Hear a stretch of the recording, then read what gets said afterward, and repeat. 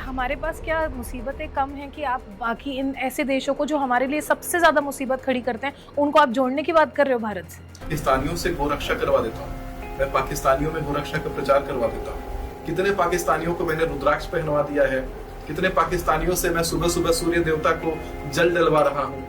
अभी बीजेपी में जो नए-नए नेता बने राघव चड्ढा जी, ये आपको लगता है ये जो इसके पीछे की जो स्ट्रैटेजी रही है बड़ी बखूबी खेला है इन्होंने कि बिहार में हुआ उथल-पुथल, मध्य प्रदेश में होगा, राजस्थान में होगा, उत्तराखंड में होगा, दिल्ली में होगा।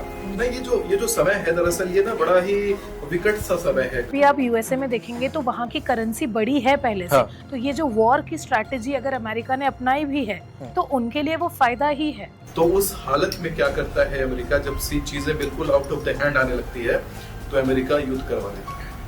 बगावत, अचानक से पावर कट जाएगा और आप हाथ पे हाथ धरे बैठे रह जाएंगे।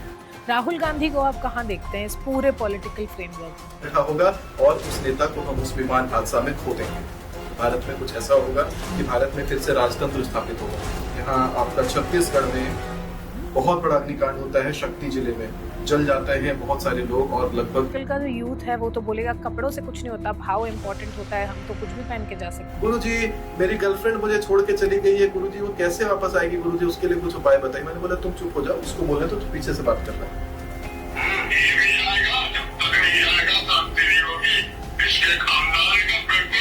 नोट्स होते हैं, बैंक के नोट्स, आप बैंक के नोटों पर बहुत भरोसा करते हैं कि बैंक के नोट आपके पास हैं तो आप बहुत अमीर हैं। मैं आपको बता दूं कि जब फेडरल रिजर्व अमेरिका में तैयार हुआ था, नीतीश कुमार जी इस कुर्सी पे बैठे हैं लेकिन कुर्सी उनकी हिल रही है। 3 महीने भी शासन कर पाए। यूएस जाना चाहते हो, क्यों? 16 जून से 14 जुलाई 2026 ना तो हवाई यात्रा करे, ना तो पानी जहाज की यात्रा करे। Raghav Chadha will become the chief minister of Delhi in the coming future. बाकी राज्यों के सीएम का क्या हाल है? देश के बड़े बड़े नामी नेता बदनाम हो जाएंगे। एक और बदनामी आने वाली है, मृत्यु का काल है, ये काल है, ये विकराल है। रोशनी 15 जुलाई 2026 से 12 अगस्त 2026 के बीच में मैं महाराष्ट्र में बड़ा दंगा होता हुआ देख पा रहा हूँ। 16 जून से 14 जुलाई 2026 के बीच में बंगाल के अंदर हड़ताल देख रहा हूँ। जैसे नोएडा के अंदर तोड़फोड़ मचा था, बंगाल के अंदर तोड़फोड़ मचता हुआ देख पा रहा हूँ। मैं 16 जून से 14 जुलाई 2026 के बीच में मिडिल ईस्ट में सत्ता परिवर्तित होता हुआ देखता हूँ। 15 जुलाई 2026 से 12 अगस्त 2026 के बीच में भारत के अंतर्राष्ट्रीय संबंधों को खराब होता हुआ देख पा रहा हूँ। 15 जुलाई 2026 से 12 अगस्त 2026 के बीच में भारत में आतंकवादी पकड़े जाते हुए देख पा रहा हूँ। 15 जुलाई 2026 से 12 अगस्त 2026 के बीच में बहुत बड़ा स्कैम, बहुत बड़ा घोटाला एक्सपोज होने वाला है। मैं डंके की चोट पे कहता था, ऑन कैमरा कहता था, हमारे देश के उपराष्ट्रपति अचानक से इस्तीफा देंगे। जगदीप धनखड़ जी ने 22 जुलाई को इस्तीफा दिया कि नहीं। आप राजनीतिक की बात कर रही हैं, फिर विमानों का हादसा ग्रस्त होना, एग्जैक्ट उन डेटों पे अगले दिन विमान हादसा का न्यूज सामने आएगा। इतिहास में बहुत बड़ा ये डेट होगा, एक टेन्योर होगा जिसमें विमान हादसा। पेट्रोल, डीजल, इन्फ्लेशन, खाने की चीजों में बढ़ने की वजह से एक बहुत बड़ा प्रोटेस्ट हो सकता है। और जलता हुआ टाइटैनिक जाकर के जानबूझ करके ग्लेशियर में टकरवा दिया जाता है। और जो कॉन्स्पिरेसी क्रिएट करने वाले लोग होते हैं वो अपने एक्स्ट्रा नोट प्रिंट करा हुआ है तो फाइनेंशियल क्राइसिस आना तय है। लोग वो किसी शक्ति को बुला करके उस चीज का आविष्कार वो करवा ले रहे हैं। सिद्ध करना हो, कभी कोई ग्रहण लगने वाला हो, ग्रहण लगने से पहले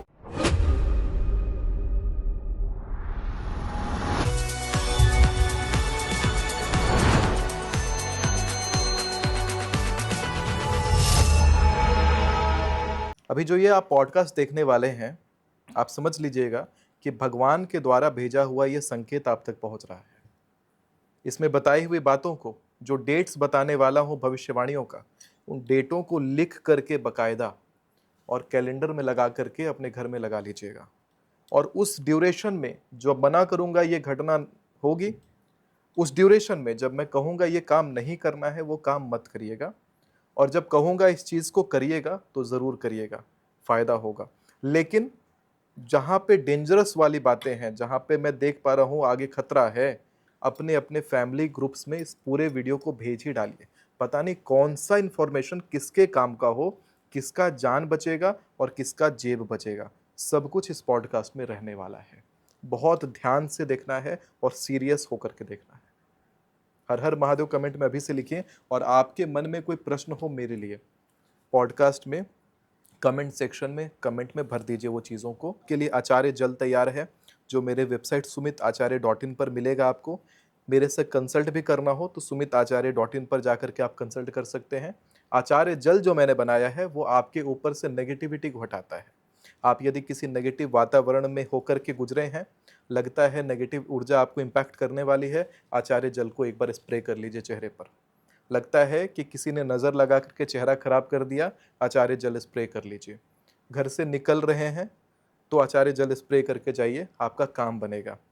अभिमंत्रित किया हुआ जल, मंत्रों से अभिमंत्रित जल मैंने तैयार किया है आपके लिए, और ये आप ले सकते हैं अपने अनुसार दक्षिणा देकर के। इसका कोई शुल्क निर्धारित नहीं है, दक्षिणा देकर के आप अपने अनुसार इस जल को आप प्राप्त कर सकते हैं मेरे वेबसाइट sumitacharya.in पर।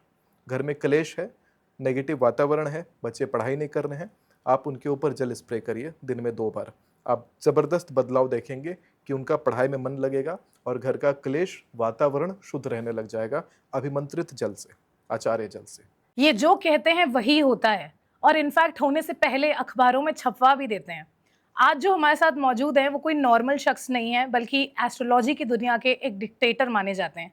सबसे पहले स्वागत करते हैं दी अय्यर शो में सुमित आचार्य जी का। बहुत बहुत स्वागत है आपका। नमस्कार रोशनी जी। नमस्ते। बहुत बहुत धन्यवाद अपने शो में आमंत्रित करने के लिए। सुमित जी, आप एक ऐसे एस्ट्रोलॉजर हैं जिनकी भविष्यवाणियां ना केवल सच हुई हैं बल्कि अखबारों में पहले ही छप भी जाती हैं जी। और बहुत सारी भविष्यवाणियां ऐसी हैं जो चौंका भी देती हैं इंसान को, क्योंकि आने वाले समय को आप जिस तरीके से बताते हैं जी, वो थोड़ा सा डर, थोड़ा सा शौक और बहुत सारी पॉसिबिलिटी लेकर आती है कि ये सच हो सकती है। रोशनी जी, क्या है कि मैं ये मानता हूँ कि अगर ये वीडियो आज ऑडियंस तक पहुँचा है आपके चैनल के द्वारा, हम लोग ये नहीं करवाते, ये भगवान करवाते हैं, शंकर जी करवाते हैं। और जीवाम च ग्रीवायम च सरस्वती, यहाँ हमारे कंठ में माँ सरस्वती का वास होता है। और कहते हैं कि जब भी आने वाले समय में अगर कोई घटना का पूर्वानुभास हो जाता है तो लोगों तक अगर कैमरे के माध्यम से पता चल रहा है तो ये समझिएगा रेड अलर्ट आप तक पहुंच रहा है कि जो डेट मैं बताऊंगा इस पूरे पॉडकास्ट में ना, मैं डेट्स बताने वाला हूँ, इतने डेट को ये बड़ा घटना घटने वाला है। उदाहरण लीजिए ना, 1 साल पहले छपवाया था न्यूज़पेपर में, 28 जनवरी से 27 फरवरी मैंने बोला प्लेन टिकटें कैंसिल करवा दो। 28 जनवरी को सीधा प्लेन क्रैश हो जाता है, अजीत पवार जी को हम खो देते हैं उसमें। मैंने मना तो करा था, मैंने मना करा था कि ये देखना आप पूर्वी भारत में 20 मार्च से 18 अप्रैल के बीच में, बस 1-1 महीने का टेन्योर लेता हूं मैं हमेशा, बहुत बड़ा अग्निकांड और देश में जगह जगह आग जल रहा होगा और बहुत सारा विस्फोट देश भर में हो रहा होगा उस समय। आप देखिए कितना बड़ा बड़ा कांड होता है। यहाँ आपका छत्तीसगढ़ में बहुत बड़ा अग्निकांड होता है, शक्ति जिले में जल जाते हैं बहुत सारे लोग और लगभग 50 से ज़्यादा घर वहाँ तबाह होते हैं। उसके ठीक बाद होता है आपका लखनऊ के अंदर फायर, लखनऊ के अंदर लगभग 1000 के आसपास घर तबाह हो जाते हैं, गाजियाबाद में 1000 के आसपास घर तबाह हो जाते हैं। फिर तुरंत महाराष्ट्र में सब कुछ होता है ये 3 दिन के अंदर, 15, 16, 17, 18। मैंने क्या कहा था, 20 मार्च से 18 अप्रैल, ये 4 दिन, 15, 16, 17, 18, 4 दिन में सारा अग्निकांड हो जाता है देश भर। उसके बाद नहीं होता। इतना बड़ा इम्पैक्ट पड़ता है। आप समझिए कि भगवान कहीं ना कहीं से संदेश देते हैं, ये मैं नहीं कहता, भगवान बुलवा देते हैं। और मैं वही चाह रहा हूँ कि आज भविष्य के ऊपर हम बात करेंगे, क्योंकि ज्योतिष जो शास्त्र है इसका कार्य डराना नहीं है, इसका कार्य है सतर्क करना। कहते हैं कि तमसो माँ ज्योतिर्गमया असतो माँ सदगमया, तमस से जो तमस के अंधकार को जो काट सके वो ज्ञान का प्रकाश है। ज्योतिष ज्ञान का प्रकाश है और सामने जो अंधेरा है, जो अज्ञानता है, उसको काटेगा। जब आपको पता ही नहीं कि आप अंधेरे कमरे में चल रहे हो और चलते चलते सामने एक बड़ा सा खाई है, आप उस खाई में गिर जाओगे अगर वो लाइट आपके पास नहीं होगा। ज्योतिष वो टॉर्च है जो आप अंधेरे कमरे में लेके जाते हो तो आपको भविष्य का झलक दिखा देता है। ना केवल लोगों के, ना केवल दुनिया के भविष्य का, ना केवल देश के भविष्य का, लोगों के निजी भविष्य का भी। निजी भविष्य में एक उदाहरण देखिए ना आप, क्या कहा था मैंने सन 2025 में, मैंने बोला था 25 जुलाई से पहले पहले हमारे देश के उपराष्ट्रपति अचानक से इस्तीफा देंगे। जगदीप धनखड़ जी ने 22 जुलाई को इस्तीफा दिया कि नहीं? अचानक से दिया, कोई कारण नहीं जानता था। मैंने कहा था कि नीतीश कुमार जी इस कुर्सी पे बैठे हैं लेकिन कुर्सी उनकी हिल रही है, 3 महीने भी शासन कर पाए सही से, तुरंत उनको इस्तीफा देना पड़ गया। मैंने क्या बोला था, सम्राट चौधरी जी का नीतीश कुमार से ज्यादा प्रबल राजयोग है।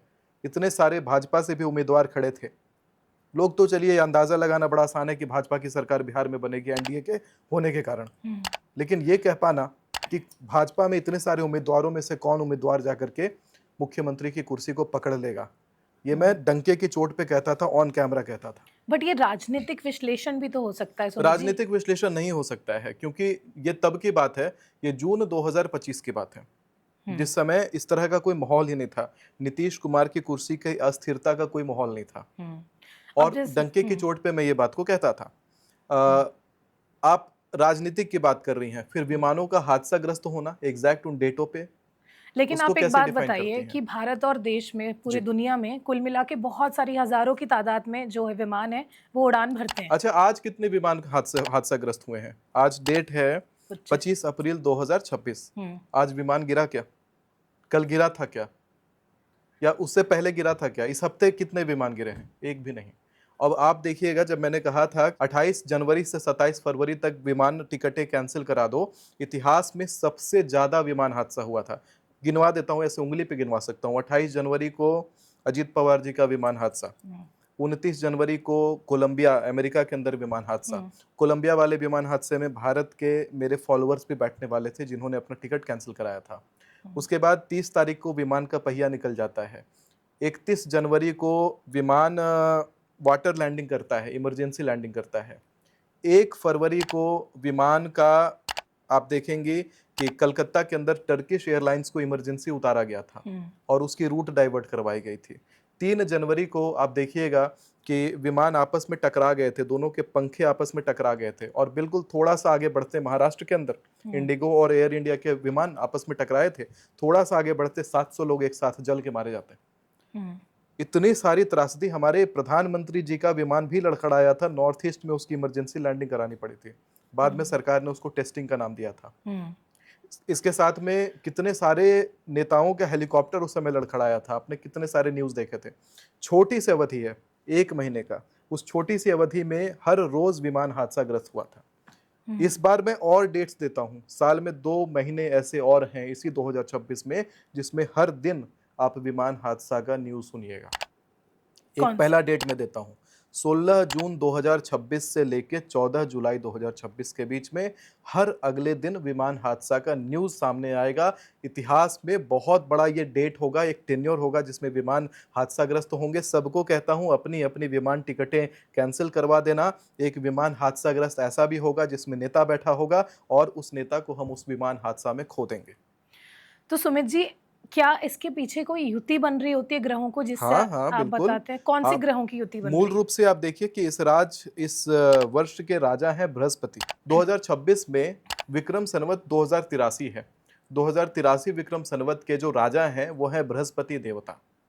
और इसके साथ ही आप देखेंगे कि 2026 का जो लग्नेश है जॉर्जियन कैलेंडर से, वो है शुक्र ग्रह। बृहस्पति और शुक्र का मिलन क्या होता है? देवासुर संग्राम, देवता और असुर का टकराव। शुक्र शुक्राचार्य, असुरों के गुरु, देव गुरु बृहस्पति आपस में आए तो क्या हुआ? देव गुरु, हाँ, देव गुरु संग्राम। तो आपस में जो हुआ देवासुर संग्राम। देवासुर संग्राम योग जब बना तो वायव्य एलिमेंट और जल तत्व दोनों के दोनों खराब हो जाते हैं। जो मैंने अवधि अब बता दी, एक और मैं प्रिडिक्शन को थोड़ा बढ़ा देता हूँ। 16 जून से 14 जुलाई 2026 ना तो हवाई यात्रा करें ना तो पानी जहाज की यात्रा करें। एक साथ और बता देता हूं आपको, 11 अक्टूबर से 9 नवंबर 2026 में ना पानी जहाज की यात्रा करें ना हवाई जहाज की यात्रा करें। इस समय दोनों जगहों पर दुर्घटना होने का योग है। जितने लोगों ने भी टिकट करा रखा होगा अपनी टिकटों को कैंसिल करवा दीजिए यदि आप ज्योतिष में मानते हैं तो, और अपने परिवार गणों को यही रील को भेज भेज करके सूचित करिए कि भाई टिकट नहीं बुक करवाना है उस छोटी सी अवधि में। सुमित जी, बहुत बड़ी बात है, क्योंकि बहुत सारे लोग हैं जो हो सकता है यूएस जाना चाहते हो, कनाडा जाना जान से ज्यादा बड़ा है क्या आपका वो यूएस जाना? जान से ज्यादा बड़ा है क्या आपके लिए पैसा कमाना? क्या करिएगा 4 नोट अपने पॉकेट में जमा करके जब आप है ही नहीं उसको भोगने के लिए? जान है तो जहान है। जान है तो जहान है। अरे देखा ना आपने कितने बार मेरे इंस्टाग्राम कमेंट में थैंक यू बोलते हैं वेनेजुएला, कोलंबिया वाले। कोलंबिया में जो फ्लाइट था जो क्रैश हुआ था 29 जनवरी को, उसमें मेरे फॉलोवर बैठने वाले थे सब परिवार। आज पूरा परिवार जीवित है। 1.5 लाख रुपए के आसपास का टिकट रहा होगा उनका, जो उन्होंने उसकी परवाह नहीं करी थी और कैंसिल करवाया था एंड मोमेंट पे। आज जिंदा हैं। अच्छा याद करिएगा, टाइटैनिक जो है हाँ, सन 15 1912 में, अप्रैल, हाँ। 1912 में 15 अप्रैल को टाइटैनिक डुबाया गया था। डुबाया नहीं गया था, डुबाया, टाइटैनिक को डुबाया गया था। 15 अप्रैल 1912 में टाइटैनिक डुबाया वो गया था। ग्लेशियर से टकरा गया था। कुछ और वो सब कहानी झूठी है। रोशनी, टाइटैनिक को डुबाया गया था और मैं इस बात को एक दावे के साथ कह सकता हूँ। मैं समझाता हूँ कैसे। याद करो, सन 1907 से 1909 का समय, अमेरिका को सुपर पावर बनना था, लेकिन उस समय ब्रिटेन सुपर पावर हुआ करता था। पर अमेरिका में कुछ लोग थे, जेपी मॉर्गन, रॉकफेलर्स और रॉथस्चाइल्ड। इनका मत था कि अमेरिका के अंदर फेडरल रिजर्व हो, यानी अमेरिका अपने हिसाब से नोटों को प्रिंट कर रहा हो। लेकिन कई सारे लोग वहाँ के ज़्यादा जितने भी सीनियर्स थे वो इसके अगेंस्ट थे, जितने रिच क्लास थे इसके अगेंस्ट थे। सन 1912 में टाइटैनिक बनाया गया, बहुत बड़ी ब्रांडिंग की गई और जितने रिच क्लास थे और जितने भी डिप्लोमेट्स थे और जितने अपोजिशन में थे फेडरल रिजर्व बनाने के, उन सभी को उस शिप में बैठाया गया और एंड मोमेंट पे जेपी मॉर्गन ने अपना टिकट कैंसिल करवाया और टाइटैनिक में आग लगी थी पहले से। जब टाइटैनिक निकलने वाली थी उस शिप को, उस पोर्ट को छोड़ करके, तो टाइटैनिक में आग लगी हुई थी। टाइटैनिक के कुछ सेक्शन में आग से जला हुआ भाग बाहर दिखाई भी दे रहा था, कुछ फोटोग्राफ्स में है भी। लेकिन जो पिक्चर में हम देखते हैं उसमें ये देखते हैं कि ग्लेशियर से वो टकराया था, जिस वजह से वो डूब कौन गया। था वहाँ पे रिपोर्टिंग करने के लिए? तो अब टाइटैनिक के अंदर में लगा हुआ था आग, पहले से वो शिप अंदर अंदर जल रहा था, उसके लोअर फ्लोर्स पे आग था और आग लगा हुआ जलता हुआ टाइटैनिक वहाँ से डिबोर्ड होता है और जलता हुआ टाइटैनिक जा करके जानबूझ करके ग्लेशियर में टकरवा दिया जाता है। और जो कॉन्स्पिरेसी क्रिएट करने वाले लोग होते हैं वो लाइफ बोट्स लेकर के टाइटैनिक से निकल जाते हैं। क्या लगता है, जिस क्षण में टाइटैनिक डूब रहा था, जैसे पिक्चरों में दिखाया जाता है कि वहाँ पर ज़बरदस्त लाइटें जल रही थी, नहीं। जिस क्षण टाइटैनिक डूबने वाले हालत में था, पहले ही टाइटैनिक की सारी लाइटें बंद कर दी गई थी, वहाँ की सारी सप्लाईज को काट दिया गया था, वहाँ घुप अंधेरा था और वो बहुत ही डरावनी और अंधेरी रात थी। सामने में एक पर्सन उस समुद्र में दूसरे पर्सन को देख भी नहीं सकता था, केवल भयंकर चीखें वहाँ पे चल रही थी और लोग केवल चीखें सुन सकते थे। और सारे लोग जब डूब रहे थे, टाइटैनिक इस प्रकार से नहीं डूबा कि ऐसे 2 टुकड़े हुए और एक बीच टुकड़ा में से, धीरे-धीरे जो हाँ जा हाँ। रहा था, उस तरीके की कहानी नहीं थी और ना उतना चकाचौंध था। सप्लाईज काट करके बिल्कुल गुप अंधेरा कर दिया गया था और पानी भर रहा था, पानी भर रहा था और लोग वहाँ पे मर रहे थे बहुत ठंडे पानी में, अटलांटिक के। तो इतना ओके। ज़बरदस्त वो मंज़र था 15 अप्रैल सन 1912। खैर, टाइटैनिक डूब गया और टाइटैनिक के डूबने के जस्ट अगले साल 1913 में फेडरल रिजर्व की कमान रख दी गई अमेरिका में। अमेरिका ने अपने हिसाब से नोट प्रिंट करवाने शुरू कर दिए और जेपी मॉर्गन जैसे लोगों ने, लोगों को जितना उनके पास रिजर्व था, जैसे भारत में जब आप अपने नोट को प्रिंट करते हो उसके एवज में आप आरबीआई में गोल्ड रिजर्व देते हो आपका, और इंटरनेशनली भी आरबीआई जितने नोट प्रिंट करता है उसके अगेंस्ट में गोल्ड रिजर्व दिया रहता है। गोल्ड रिजर्व से भी ज़्यादा अमेरिका ने नोट्स प्रिंट किए थे, वो कागज़ प्रिंट किया था और लोगों को पैसा ना होने के बाद भी लोगों को कागज़ जो है बंटवा दिया गया, यानी कि लोगों को भर भर के लोन दे दिया गया, कर्जा दे दिया गया। अब लोगों से वही कर्जा को वसूल करके सरकार पैसे कमाना चाहती थी। लेकिन जब फाइनेंशियल क्राइसिस का समय आने लगा, क्योंकि अब आपने एक्स्ट्रा नोट प्रिंट करा हुआ है तो फाइनेंशियल क्राइसिस आना तय है। लोग, क्योंकि वो नोट की वैल्यू नहीं है ना, लोगों ने कमोडिटीज़ की वैल्यू होती है, लोगों के पास जो नोट है उसकी वैल्यू नहीं मिल पा रही थी लोगों को। लोगों ने अपना पैसा मांगना चाहा, बैंकों से पैसा विड्रॉ करना चाहा, बहुत सारी चीज़ें होने लगी वहाँ पर। तो उस हालत में क्या करता है अमेरिका, जब सी चीज़ें बिल्कुल आउट ऑफ द हैंड आने लगती है तो अमेरिका युद्ध करवा देता है। बगावत के शुरू होने से ठीक पहले अमेरिका युद्ध करवाता है और वर्ल्ड वॉर 1 शुरू होता है। वर्ल्ड वॉर 1 शुरू करके अमेरिका चाहता था कि ब्रिटेन से ज़्यादा पावरफुल बन जाए, ब्रिटेन को भी क्षतिग्रस्त करता है और जर्मनी को क्षतिग्रस्त करता है। कंट्रीज़ को क्षतिग्रस्त करने के बाद उनको रिपेयर करवाने का tender JP Morgan group, Rockefellers और रॉथस्चाइल्ड ले लेकर के और अमीर बनते हैं, अमेरिका को एक स्टेज ऑफ पावर पे चढ़ाते हैं। दूसरा स्टेज ऑफ पावर पे चढ़ने के लिए वर्ल्ड वॉर 2 को शुरू किया जाता है 1939 में। उसी कोर्स को फॉलो करते हुए अमेरिका फिर से सुपर पावर बनने के लिए दूसरी गंदी नीति चल देता है और इस बार वर्ल्ड वॉर 3 क्रिएट करना चाहता है। उसी तरह का बगावत इस बार फिर से अमेरिका में होने वाला था, जिस बगावत को रोकने के लिए ये वॉर का सिचुएशन क्रिएट करवा दिया गया। बट तो बहुत बड़ी कॉन्स्पिरेसी और बहुत बड़ी बड़ी चीजें हो रही हैं। हाँ, इसी बीच में बता दूं, लोगों के पास जो नोट्स होते हैं, बैंक के नोट्स, आप बैंक के नोटों पर बहुत भरोसा करते हैं कि बैंक के नोट आपके पास हैं तो आप बहुत अमीर हैं।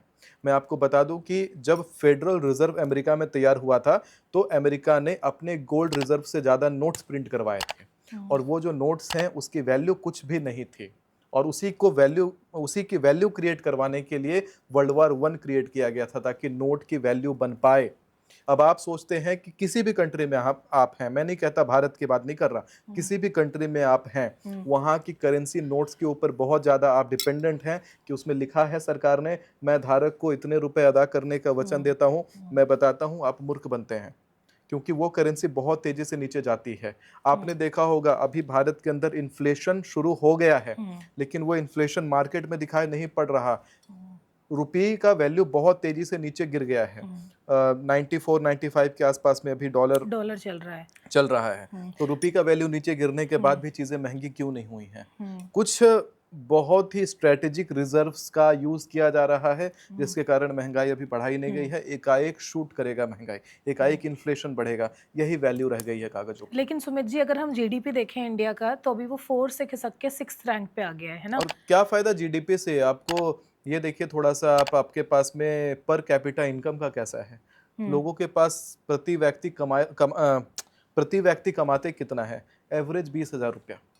अगर पर कैपिटा इनकम निकाला जाए, अगर किसी एक परिवार में कोई व्यक्ति बढ़िया नौकरी पा भी लेता है तो 5 लोगों के परिवार में वो व्यक्ति 1 लाख का रुपया का सैलरी लेके आता है, तो 1 लाख लाने वाला भी 5 लोगों के परिवार में एक आदमी होगा। तो ऑन एन एवरेज देखा जाए तो 20,000 से 25,000 का एवरेज पूरे भारत में है। और वो भी वैसे परिवार भी बहुत कम है जिसमें कोई एक व्यक्ति 1 लाख रुपया ला रहा हो सकता है कोई व्यक्ति 25,000 ला रहा हो तो 5,000 का ही पर कैपिटा बनता है। तो बहुत ही पीछे है भारत अभी उस मामलों पे। वही सब तो मैं चाहता हूँ कि भारत में एक बड़ा बदलाव लाया जाए, भारत में एक बड़ा चेंज लाया जाए, कुछ बड़ी नीतियां लाना चाहता हूँ, बहुत सारे बदलाव लाना चाहता हूँ। लेकिन सुमित जी, आपने एक और वीडियो में ये भी कहा था कि भारत जो है वो नेक्स्ट सुपर पावर होगा। लेकिन जो हकीकत है वो ये दिखता है कि अगर अभी आप यूएसए में देखेंगे तो वहाँ की करेंसी बड़ी है पहले से। तो ये जो वॉर की स्ट्रैटेजी अगर अमेरिका ने अपनाई भी है तो उनके लिए वो फायदा ही है। अमेरिका हर बार वॉर करता ही है अपनी करेंसी को मजबूत तो वो सक्सीड भी तो हो रहा है उसमें। अमेरिका सक्सीड हो रहा है, ये तय है। इसमें वॉर में करेंसी के हिसाब से अमेरिका सक्सीड हो रहा है। फिर इंडिया कैसे सुपर पावर बनेगा? लेकिन भारत को सुपर पावर बनाने के लिए समय लगेगा।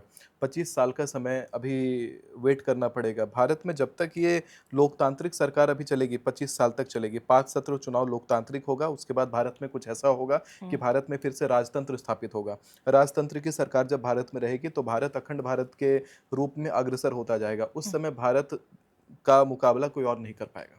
अच्छा सुमित जी, आपने ये भी कहा था कि भारत के साथ मैं देखता हूँ कि पाकिस्तान, अफगानिस्तान, बांग्लादेश हम सब एकजुट हो जाएं। कि हमारे पास क्या मुसीबतें कम हैं कि आप बाकी इन ऐसे देशों को जो हमारे लिए सबसे ज़्यादा मुसीबत खड़ी करते हैं उनको आप जोड़ने की बात कर रहे हो भारत से?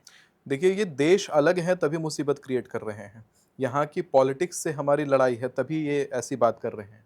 आप सोच के देखिए कि मैं पाकिस्तानियों से गोरक्षा करवा देता हूँ, मैं पाकिस्तानियों में गोरक्षा का प्रचार करवा देता हूँ। कैसे? मेरा विजन बहुत अलग है। जिस तरीके का विजन मैं देखता हूँ, एस्ट्रोलॉजी मेरे लिए एक टूल है, क्योंकि मैं एस्ट्रोलॉजी को केवल एक धर्म प्रोपेगेशन का कारण नहीं मानता हूँ। मैं ये मानता हूँ कि मैं एक धर्मार्थ राज्य का निर्माण कर दूँ अगर मेरे पास एस्ट्रोलॉजी की शक्ति भगवान ने दी है तो उसको लेकर के मैंने पाकिस्तान में भी धर्म प्रचार शुरू करवा दिया। मैंने वहाँ पर भी शुरू करवा दिया गोरक्षा के प्रचार करवाना। ये देखिए, ये भी एक पाकिस्तानी चैनल है मेरे सामने और ये पाकिस्तानी व्यक्ति से देखिए किस प्रकार से ये हो रहा है। Hindus, they're being cowered in the cow urine. They like pee all over the Indians and they like worship it. Like when you study some biology, cow is a very special animal that synchronizes with your heart and with your body system. You see dogs. ये shoot हालांकि पाकिस्तान में नहीं हुआ है, ये shoot Hong Kong के Victoria harbour में हुआ है और चैनल का नाम है मास्टर डिबेटर्स।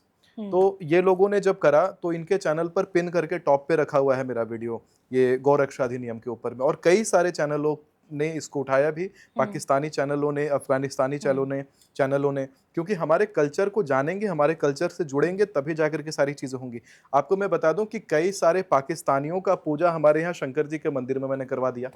वो बैठे पाकिस्तान में, वो बैठे अफगानिस्तान में और यहाँ से शंकर जी का पूजा करवा रहे हैं। दक्षिणा भी भेजा है पाकिस्तान से मुझे, हाँ ऑनलाइन दक्षिणा भी भेजा है। कई सारे मेरे क्लाइंट्स हैं जो पाकिस्तान से मेरे से भविष्य फल जानना चाहते हैं। भविष्य फल जानने के अलावा हमारे बताए हुए रिचुअल्स को करने भी लगे हैं। कितने पाकिस्तानियों को मैंने रुद्राक्ष पहनवा दिया है, कितने पाकिस्तानियों से मैं सुबह सुबह सूर्य देवता को जल डलवा रहा हूँ। तो इस तरीके से कल्चर से तो मैंने जोड़ दिया है। अब आप कह रही हैं कि केओस तो ऑलरेडी क्रिएट है, हमारे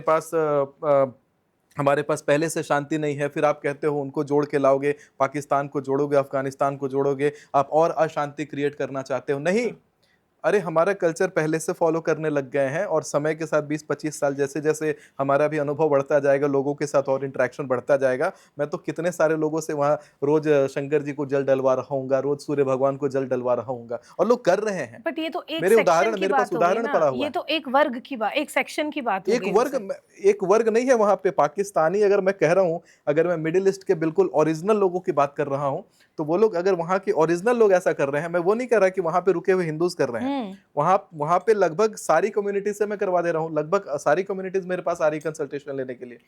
तो ये थोड़ा समय लेगा, बट हाँ समय लेगा, लेकिन कर तो रहा हूँ। और वही कह रहे हैं, बूंद बूंद से सागर भरता है। और अभी आपके साथ जैसे मैंने ये वीडियो बना करके दिया है, अभी आपको क्या लगता है पाकिस्तान से मेरे व्यूअर्स नहीं है, पाकिस्तान में इसको देखेंगे? और आप देखिएगा मेरे सुमिताचार्य बहुत सर्च होता है पाकिस्तान में। मैं ना वो आचार्य नहीं हूँ कि मैं ना इधर धर्म के नाम पे केवल ढोंग फैलाता जाऊं। मैं वो आचार्य हूँ, बहुत लॉजिकल तरीके से हर कंट्री में घुस रहा हूँ और हर कंट्री में घुस करके वहां पर बहुत बड़ा बदलाव लाता जा रहा हूँ। क्या लगता है आपको 28 देशों का जो मैंने भ्रमण किया है अभी तक, वहां केवल घूम घाम के आया हूँ या फिर वहां पर अपनी जड़ें फैला के आया हूँ? मेरी जड़ें बहुत अंदर तक गड़ी हैं।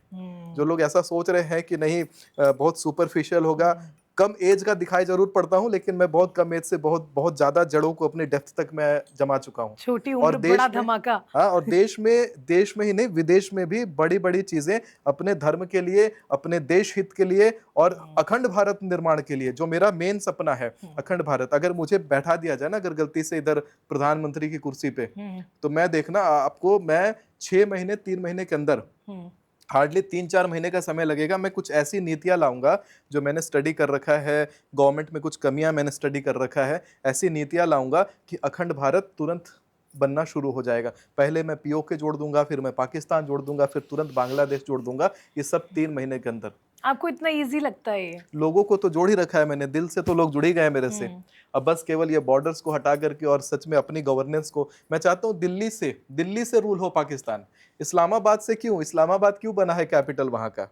पाकिस्तान रहेगा ही नहीं, वो भारत बन जाएगा। मेरी जमीन है भाई पाकिस्तान, मेरी पूरी जमीन है, हमारे घर का हिस्सा है पाकिस्तान। आप सोचो जरा कि जब कभी आप घर बनाते हो, एक हाथ जमीन चली जाती है किसी पड़ोसी के पास में नापी में, तो कितना टेंशन होता है कि हम 20-20 साल उसके लिए केस लड़ जाते हैं। मैं अंदर से पाकिस्तान को पाने के लिए लड़ रहा हूँ, पाकिस्तान की जमीन पाने के लिए लड़ रहा हूँ, मुझे वो जमीन चाहिए। अरे हमारे राजाओं ने, छत्रपति संभाजी महाराज ने अपनी मांस नोचवा लिया, अपनी आंखें नोचवा ली, जमीन का टुकड़ा नहीं जाने दिया। 20-20 हजार रानियों ने जौहर किया था, जमीन का टुकड़ा नहीं जाने दिया है। बहुत बड़ा अभिशाप लगा कि भारत में इतना बड़ा जमीन का टुकड़ा चला गया, हम हाथ पे हाथ धरे बैठे हैं। मैं नहीं बैठा, मैं कर रहा हूँ काम। ये मुझे लगता है भारत से ज्यादा पाकिस्तान की ऑडियंस ज्यादा देखने वाली है ये वाला शूट। देखे पाकिस्तान की ऑडियंस, आ जाओ भारत में, आ जाओ भारत, घर वापसी करो तुम लोग सबके सब, मैं कराता हूँ सबकी घर वापसी। चलिए भारत की और थोड़ी बातें कर लेते हैं। हाँ। अभी बीजेपी में जो नए नए नेता बने, राघव चड्ढा जी, ये आपको लगता है ये जो इसके पीछे की जो स्ट्रैटेजी रही है बड़ी बखूबी खेला है इन्होंने? क्योंकि बहुत सारे लोग शॉक हो गए कि अरे बीजेपी में आ गए, ये तो बहुत सारे लोगों को दिख ही रहा था कि आने वाले। 2025 से मैं राघव चड्ढा जी को भाजपा में ही देख रहा था, और मैं ये भी देख रहा था कि राघव चड्ढा जी केवल भाजपा में आए नहीं हैं, उन्होंने अपना राज्याभिषेक भी कराया है। राघव चड्ढा जी आने वाले समय में दिल्ली के मुख्यमंत्री बनते हुए मुझे दिखाई पड़ते हैं। Raghav Chadha will become the chief minister of Delhi in the coming future. Okay. He has joined BJP and not just joined BJP, he also got crowned. Well before. या ओके सुमित जी, जब कहीं भी कंट्रीज की कोई भी कंट्रीज की लड़ाई होती है तो उसका जो इफेक्ट होता है वो डायरेक्ट इफेक्ट हो या इनडायरेक्ट इफेक्ट हो, भारत पे जरूर पड़ता है। जैसे अभी स्ट्रेट ऑफ हॉर्मोज जब कुछ टाइम के लिए कॉम्प्रोमाइज हो गया था तो भारत के लोगों में सबसे ज्यादा मुसीबत ये लगी कि भाई हमको फ्यूल कहाँ से मिलेगा, गैस कहाँ से मिलेगी। अगर आपको लगता है कि आने वाले समय में अगर ईरान और अमेरिका का युद्ध नहीं थमता है तो इंडिया में पेट्रोल, डीजल, इन्फ्लेशन, खाने की चीजों में बढ़ने की वजह से एक बहुत बड़ा प्रोटेस्ट हो सकता है? प्रोटेस्ट तो होगा ही होगा, लेकिन मैं बता दूं कि खाने की चीज़ों का कीमत भी बढ़ेगा, फूड क्राइसिस भी आएगा और पावर क्राइसिस भी आएगा। मैं तो कहता हूं अभी सोलर पैनल्स का दाम कम है, बाद में ब्लैक में ना लेना पड़ जाए, खरीद के रख लो, सेल्फ डिपेंडेंट बनो। पावर की जब बात की जाए तो सेल्फ डिपेंडेंट बनो, हर किसी के घर में सोलर पैनल होना चाहिए। कब पावर कट होगा अचानक से कोई नहीं जानता, और ये बहुत बड़ा योग ग्रहों का चाल बना रहा है कि अचानक से पावर कट जाएगा और आप हाथ पे हाथ धरे बैठे रह जाएंगे। ये कोई राहु से संबंधित योग है जो आप बता रहे हैं? हाँ, राहु कुंभ राशि में बैठे हुए हैं, इस पूरे साल राहु कुंभ राशि में बैठे हुए हैं और राहु बहुत जबरदस्त गेम खेलते हैं। राहु पता नहीं लगने देते हैं कि कब आपके साथ क्या हो रहा है और अचानक से उस चीज को उजागर करते हैं। शनि के घर में राहु बैठे हैं। शनि पता है कहाँ है? शनि पश्चिम में बैठा हुआ है, अमेरिका पहुंच चुका है शनि। याद करना आप शनि का ट्रांजिशन कैसे हुआ था। मैं शनि का ट्रांजिशन कैसे देखता हूँ आप ये देखो। सन 2025 में मैंने कहा था म्यांमार में भूकंप आएगा। 29 मार्च 2025 को भूकंप आया था और वो डेट मैंने बताया था क्योंकि 29 मार्च 2025 को शनि ट्रांजिट किया था। शनि की दिशा होती है पश्चिम, पूरब से पश्चिम में शनि प्रवेश किया भारत में। उसके बाद जैसे ही भारत में शनि का प्रवेश हुआ था, पहलगाम का हमला हुआ था। भारत से निकल करके शनि पाकिस्तान में गया, भारत पाकिस्तान का युद्ध हुआ, पाकिस्तान को मुंह की खानी पड़ी। पहले भारत को खानी पड़ी ना, हमला भले भले हमला हुआ, भले गलत हुआ, लेकिन खानी तो पड़ी हमारे देश को। उसके बाद ही शनि के आने के retaliation कारण खानी पड़ी। शनि पाकिस्तान पहुंच गया, पाकिस्तान को खानी पड़ी ऑपरेशन सिंदूर में। शनि मिडिल ईस्ट से होता हुआ जेनोसाइड करवाया बहुत जबरदस्त, और करवा करके पहुंच जाता है अमेरिका। अमेरिका की बुद्धि खराब कर चुका है शनि।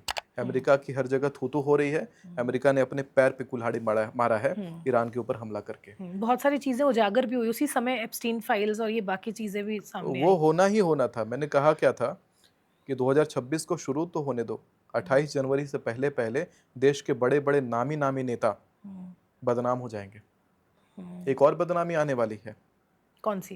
15 जुलाई से लेकर के 12 अगस्त 2026 के बीच में बड़े बड़े नेताओं की बदनामी होगी भारत के अंदर, और कुछ ऐसे डिप्लोमेटिक और पॉलिटिकल डिसीजंस जो कि बहुत फेल होते हुए और बहुत क्रिटिसाइज होते हुए दिखाई पड़ते हैं, उसके विरोध में काफ़ी भारी मात्रा में जनता मुझे सड़कों पे दिखाई पड़ रही है। इस अवधि में दिल्ली के अंदर अग्निकांड दिखाई पड़ रहा है।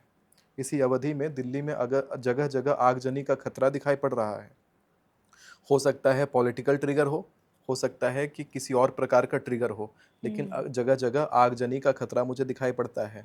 यानी कि जो अग्नि पंचक में लगा हुआ सूर्य ग्रहण था उसका 5वां महीना यही ड्यूरेशन है, 15 जुलाई से 12 अगस्त 2026। मैं लोगों को मना कर रहा हूँ दिल्ली में पब्लिक प्लेसेस पे मत जाना, भीड़ भड़ाके वाली जगहों से दूर रहना, मॉल्स में ज़्यादा समय व्यतीत मत करना, जितना हो सके काम से घर और घर से काम तक का मतलब रखना। जो भी लोग दिल्ली के, जिनके परिवार दिल्ली के आसपास रहते हो, दिल्ली एनसीआर में रहते हो, वो अपने लोगों को कम से कम यही वीडियो भेज करके सूचित करना कि भाई ऐसा कुछ बड़ा होता हुआ दिखाई पड़ता है। संभावना है अगर आप ज्योतिष में मानते हैं तो। राहुल गांधी को आप कहाँ देखते हैं इस पूरे पॉलिटिकल फ्रेमवर्क में? राहुल गांधी को इस पॉलिटिकल फ्रेमवर्क से बाहर मैं कुछ देख रहा हूँ। कहाँ पे? किसी प्रकार का व्यापार और किसी प्रकार का मंदिर निर्माण करते हुए पूरब में, भारत के पूरब के क्षेत्र में राहुल गांधी जी शंकर जी का मंदिर बनाते हुए दिखाई पड़ रहे हैं आने वाले 2 साल के अंदर। लेकिन पॉलिटिकली देखा जाए तो प्रधानमंत्री बनने का योग तो नहीं है उनका। वो तो मैं भी बता सकती हूँ। हाँ। सुमित जी, प्रधानमंत्री बनने का तो खैर योग नहीं है उनका, लेकिन फिर भी मतलब कोई कुछ डेवलपमेंट या कोई उनके ग्रह सुधरे हो जो आगे आने वाले 5 साल में कुछ चमत्कार कर जाए? नहीं, अभी सीटें कमेंगी ही, कमती हुई दिखाई पड़ रही है, अधोगति की तरफ जाती हुई दिखाई पड़ती है, उन्नति नहीं। ओके, महिला बिल पे आपका क्या ओपिनियन है? महिला बिल पे मैं ये मानता हूँ कि महिला बिल होना चाहिए, हम्म, क्योंकि महिला आरक्षण अगर नहीं है, महिलाओं को अगर आप पुरुषों के समान में ला करके खड़ा कर देंगे तो ये महिलाओं के साथ अन्याय होगा। क्योंकि जो महिलाएं अभी आईएएस का एग्ज़ाम निकालती हों, पीसीएस का एग्ज़ाम निकालती हों, आप ये देखेंगे कि जब वो पढ़ाई करती हैं तो पहले घर का काम निपटाती हैं, उसके बाद पढ़ाई करती हैं। पुरुषों के ऊपर घर का काम निपटाने का कोई प्रेशर नहीं है, तो पहले ही वो आपसे डबल काम कर रही हैं। अगर उनके साथ छोटा बच्चा है तो बच्चे की पूरी जिम्मेदारी लेते हुए भी पढ़ाई कर रही हैं, उस चीज़ के लिए मेहनत कर रही हैं। तो यहाँ पर उनको रिबेट मिलना चाहिए, यहाँ पर उनको रिलैक्सेशन मिलना चाहिए सरकार की तरफ से। अगर सरकार इस बात का अपोज कर रही है, सरकार इस चीज़ के विरोध में खड़ी है, तो मैं भी सरकार का इस बात पे निंदा करता हूँ, क्योंकि आपने फिर महिलाओं का सम्मान नहीं किया, और जहाँ महिलाओं का सम्मान नहीं होगा वहाँ पर डाउनफॉल होना शुरू हो जाएगा। आप डाउनफॉल देख लीजिएगा महाभारत में, कौरव इतने बड़े सेना के साथ और इतना बड़ा संपत्ति के साथ भी द्रौपदी के साथ अन्याय हुआ और कौरवों का पूरा समूल नाश हो गया। तो कितना भी बड़ा सरकार रहे, कितना भी बड़ा कोई रहे, लेकिन महिलाओं का अपोज नहीं करना चाहिए। उनके लिए हित में है ये बिल, इसको पास होने देना चाहिए। अच्छा, आप ये मानते हैं कि एस्ट्रोलॉजी के हिसाब से अगर महिलाओं की रिस्पेक्ट होती है, उनको ठीक तरीके से देखा जाता है, तो शुक्र आपका स्ट्रांग होता है? बिल्कुल, आपका शुक्र बलवान होता है और साथ में आपका बृहस्पति भी बलवान होता है। आपको धन, ऐश्वर्य और मान और सम्मान ये सब कुछ प्रदान करवा सकता है अगर आप महिलाओं का सम्मान करना सीख जाते हैं तो। मैं ना कुछ ग्रहों से बताता हूँ। अगर आप अपनी माता का सम्मान करते हैं तो आपका चंद्रमा बलवान होता है। अगर आप अपनी पत्नी का सम्मान करते हैं तो आपका शुक्र बलवान होता है, और वहीं उनको असम्मानित करते हैं, अपमान करते हैं, तो आपका शुक्र खराब होता है। आपको जगह जगह की ठोकर खानी पड़ेगी। अगर आप अपनी दादी का सम्मान करते हैं या अपनी गुरु माता का सम्मान करते हैं तो आपका बृहस्पति बलवान होता है। अगर आप अपनी बहन का सम्मान करते हैं तो आपका बुध ग्रह बलवान होता है। इससे आपको बोलने की एबिलिटीज़ आपकी अच्छी होती हैं और समाज में आपका इज्जत बढ़ता है, और साथ में आपके दोस्त संबंधी आपके काम आने लग जाते हैं। यदि आप अपने भांजी का सम्मान करते हैं तो आपका सूर्य बलवान होता है। आपको और ज़्यादा मान प्रतिष्ठा मिलती है, आपका ऐश्वर्य बढ़ने लग जाता है। यदि आप अपने किसी अन्य महिला का सम्मान करते हैं, साधारणतः सम्मान करते हैं सभी महिलाओं का, तो आपका राहु और केतु भी बलवान होता है। मन में भ्रम उत्पन्न नहीं होता और आप जो भी करना चाहते हैं सुचारू ढंग से वो होता जाता है। बुजुर्ग महिला का सम्मान करते हैं तो केतु अलग से आपका बलवान होता है। घर में आपको शांति मिलती है। अगर आप बुजुर्ग महिला को अपमानित करते हैं तो आप कहीं भी बाहर से घर आएंगे, आपको बिल्कुल चिड़चिड़ा सा महसूस होगा। घर में प्रवेश करते ही आपका दिमाग खराब होने लग जाएगा, आपको अच्छा महसूस नहीं होगा। कई लोग इस बात को फेस कर रहे होंगे, ध्यान दीजिएगा। आप बुजुर्ग महिला को अपमानित करते होंगे तभी आपके साथ ऐसा हो रहा है कि अपने ही घर में आप शांति से नहीं रह सकते। इन बातों का ध्यान दे करके महिलाओं का सम्मान करना शुरू करिए, निश्चित आपके जीवन में उन्नति होगी। अच्छा सुमित जी, मैंने ये भी सुना है कि कॉल पे आप भूत से बात करते हैं, आपके पास भूत का कॉल आता है। एक मैं आपको बताता हूँ, एक एग्जाम्पल बताता हूँ। दरअसल क्या है कि बचपन से ही मुझे मृत आत्माएं दिखाई पड़ती रही हैं। जो मरे हुए लोग होते हैं या ऐसी कुछ शक्तियाँ होती हैं वो मुझे दिखती रही हैं। तो एक उदाहरण मैं आपको बता देता हूँ। जैसे उदाहरण के रूप में एक बार किसी का 17 साल के लड़के का कंसल्टेशन चल रहा था। नॉर्मल फ़ोन कंसल्टेशन था। उस समय मैं इस तरीके से पॉडकास्ट नहीं करता था। एक साधारणतः मैं अपने शौकिया ज्योतिष का मैं पालन कर रहा था। तो उस समय ना मैंने वीडियो बना लिया था उस चीज़ का, जब उस व्यक्ति के ऊपर भूत आया था। तो क्या था कि मुझे ऐसा आभास हुआ कि उसके पास में कोई शक्ति है जो मुझसे फुसफुसा रही है फ़ोन पे। वो बात कर रहा है कि गुरुजी मेरी गर्लफ्रेंड मुझे छोड़ के चली गई है, गुरुजी वो कैसे वापस आएगी, गुरुजी उसके लिए कुछ उपाय बताइए। मैंने बोला तुम चुप हो जाओ, उसको बोलने तो पीछे से बात कर रहा है। और वो बंदा बोलता है, फिर वो भूत बोलता है। मैं आपको अब दिखाता हूँ सामने। ये लड़का है 16-17 साल का। अब मैं सामने दिखा रहा हूँ आपको। हालांकि ये वीडियो मैंने 2 साल पहले अपलोड किया था, सन 2023 में। 28 नवंबर सन 2023 का अपलोडेड वीडियो है मेरे अपने चैनल सुमिताचार्य जी महाराज, मेरा चैनल है, इसके ऊपर ये वीडियो देखो आप। जो मेरी गर्लफ्रेंड है ना, नहीं वो बोलेगा नहीं, उससे वो ये क्या काम है। बोलो कौन हो, कौन हो? आज का नहीं हूँ मैं, कब के हो? 12 साल हो गए। अच्छा, 16 साल के बच्चे का आवाज है ये। कितनों को ये भी जाएगा, जब तक नहीं जाएगा शांति नहीं इसके खानदान का बिल्कुल विध्वंस कर दूंगा मैं। क्यों, ऐसा दिक्कत क्या है? दिक्कत क्या है? हाँ? किया गया है, भेजा गया है, उधर से वो मुझे पे दबाव डालता है। क्यों? क्या उसका विनाश कर गया? तो तुम्हारी मुक्ति कैसे होगी? कौन मैं मत करता। भगवान से कल्याण मांग, आपको आपका मुक्ति का मार्ग, आप इतने साल से बैठे हुए हैं। हेलो, क्या बने जी वो? हाँ। अब आप समझिए क्या होता है यहाँ पर कि उस व्यक्ति के अंदर वो शक्ति आसपास में उपस्थित थी। वो व्यक्ति मेरे से फ़ोन पे बात कर रहा था। होता क्या है कि जिन लोगों को पोजेस कर लिया जाता है तो वो ऐसा नहीं होता कि ऑल टाइम पोजेस रहते हैं। ब्रेन में ना फ्रैगमेंट बन जाता है। आधा हिस्सा आपके अस्तित्व के साथ में वो बाहरी आत्मा जब घुस जाता है आपके अंदर में, तो वो आपको एक तरीके से मारता है, आपको अंदर से वो प्रताड़ित करता है, आपके ऊपर हावी होने का प्रैक्टिस कोशिश करता है। करता है। और भूतों को ना कमज़ोर मत समझिएगा। इंसान जितने तेजी से चीज़ें नहीं सीखते उससे ज़्यादा तेजी से भूत सीख जाते हैं। चाहे किताब पढ़ना हो, कई सारे पोजेस्ट लोगों को मैंने देखा है, ज़बरदस्त मेमोरी कैपेसिटी होती है उनकी। किताब को लेकर के एक नज़र देखेंगे पूरा याद, जब तक वो पोजेस्ट है। मतलब लैंग्वेजेस भी सीख रहे हैं, मतलब टेक्नोलॉजी तक वो सीख जा रहे हैं, चीज़ों को ऑपरेट करना सीख जा रहे हैं। मैं इस बात से बड़ा दंग हूँ। है इनका, देखिए हजारों साल से अगर जो विचरण कर रहा है वो हर समय को देख रहा है, हर समय के साथ में सारे डेवलपमेंट्स को भी देख रहा है। तो कई सारे मैंने ऐसे भी लोगों को देखा कि हैं रिसर्च के फील्ड में, हैं साइंस के फील्ड में, बहुत ज़बरदस्त लाजवाब टेक्नोलॉजीज बना रहे हैं, लेकिन बना करके दे कौन रहा है? वो किसी शक्ति को बुला करके उस चीज़ का आविष्कार वो करवा ले रहे हैं, यानी टेक तक क्रिएट करवा रहे हैं। तो उस इतना हिसाब से इतना गंदा हो चाइना रहा है। अमेरिका में इंडिया से ज्यादा भूत होने चाहिए।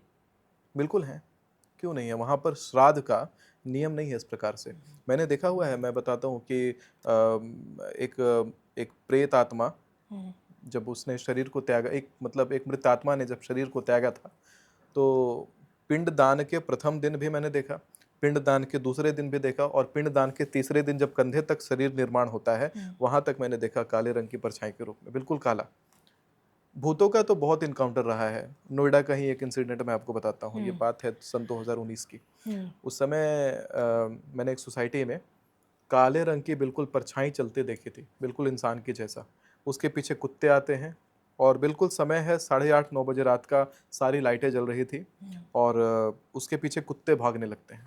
कुत्ते दौड़ते दौड़ते दौड़ते दौड़ते, वो भी इंसान जो परछाई है जो भी है वो दौड़ने लग जाता है कुत्तों से। पता नहीं कुत्तों में कोई ऐसी ऊर्जा होती है कि इन शक्तियों को अंदर से परेशान करती है। वो बिल्कुल जाकर के एक बंद दीवार सोसाइटी का, उसमें वो घुस जाता है, और कुत्ते उस बंद दीवार के सामने खड़ा होकर के कितनी देर तक भूखते। बचपन में मेरे साथ कई बार इंसिडेंट्स हुए हैं कि बिल्कुल सोने से लदा हुआ एक प्रेतात्मा मुझे दिखाई पड़ा था। उसने मुकुट पहन रखा था, उसकी मोटी मोटी मूछें थी, उसने काजल लगा रखा था आंखों में, मोटे आईब्रोज, बिल्कुल दिखने में रावण और यमराज की तरह, मैं हाथ में पूछने पाश, वाली थी।